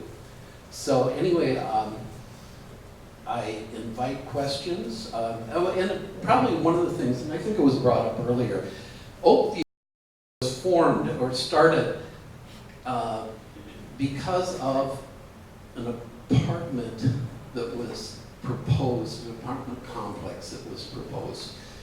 And initially, the developer, which is Lloyd Properties, popped this on us, as a neighborhood meeting, and said, "Come take a look at it." Nobody knew what it was all about before that meeting, and I think Lloyd Properties, the people at Lloyd's, were shocked, at the reaction to that. But they were proposing a very, very dense 3-story apartment project, and people were upset, and they brought up lots of concerns. density concerns, being so close to an elementary school. And I didn't even mention, you know, what we have in our neighborhood. We have a Washington High School, Annie Sullivan Library. We have a number of industries, including Merle and Roy's paving in our association area. But anyway, the neighbors were concerned about many things. Drainage, traffic, and just, you know, density, and all of this came to play. And I think we reached a very good compromise, you know, with Lloyd Properties. I think for the most part, people are pleased with what has happened and what they are proposing now. And we also solved a number of other problems that were in the area with drainage. The city was made aware of our concerns with drainage, and they really came forward and came up with ideas that would help the drainage in that area. One of the traffic concerns was the alignment of the streets of Bonson and Locust. I live on Locust, and the alignment is at 6th Street. And that created a lot of traffic problems, just because the intersection was basically 2 streets wide, and the only street, you know, the cross street that on 6th that was controlled was Bonson. Locust was kind of left out there hanging. So the people that came off of Locust, and I admit it's a dead-end street and it's just 14 homes, but they were left at the busy times of traffic with no way of getting out onto 6th Street. And we had reached some agreements with the city about the signage and how people could get out, but it still created traffic issues and still created a hazardous intersection. Okay, my time is up, but I want to say that the city has come forward, and next year, that intersection will be realigned, and I'm very thankful for that. Thank you. Great job. What great leadership, right? From everybody here. Great leadership. So thank you so much for attending today. I think it's been absolutely fabulous, hopefully informative for you, an opportunity for you to express what's going on. And again, it takes leadership to make all this happen, and everybody in this room is an influencer, an opportunity to go back to your neighborhood and communicate back to your neighborhood, and then communicate to the city on behalf of your neighbors. I think one thing I wanted to touch on as we prepare to close today came up in this last conversation actually, and it came up early on as well. Earlier this year, I had the opportunity to attend a little different neighborhood housing summit that was held by the city. It was really focused on multi-family and housing overall, and I'm involved in some multi-family opportunities. And I just wanted to share, it came up earlier and then at the end here too, is the owners of those multi-family units really do desire that those apartment complexes are engaged in their neighborhoods. And here's why. There's a major economic benefit when those apartment buildings are healthy.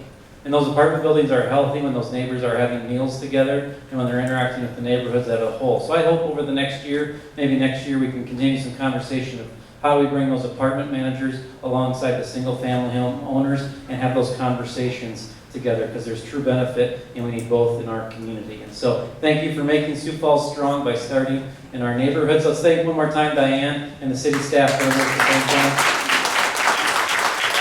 And then at your tables, these beautiful centerpieces that they put a lot of time into. Someone from your table has to take that centerpiece home.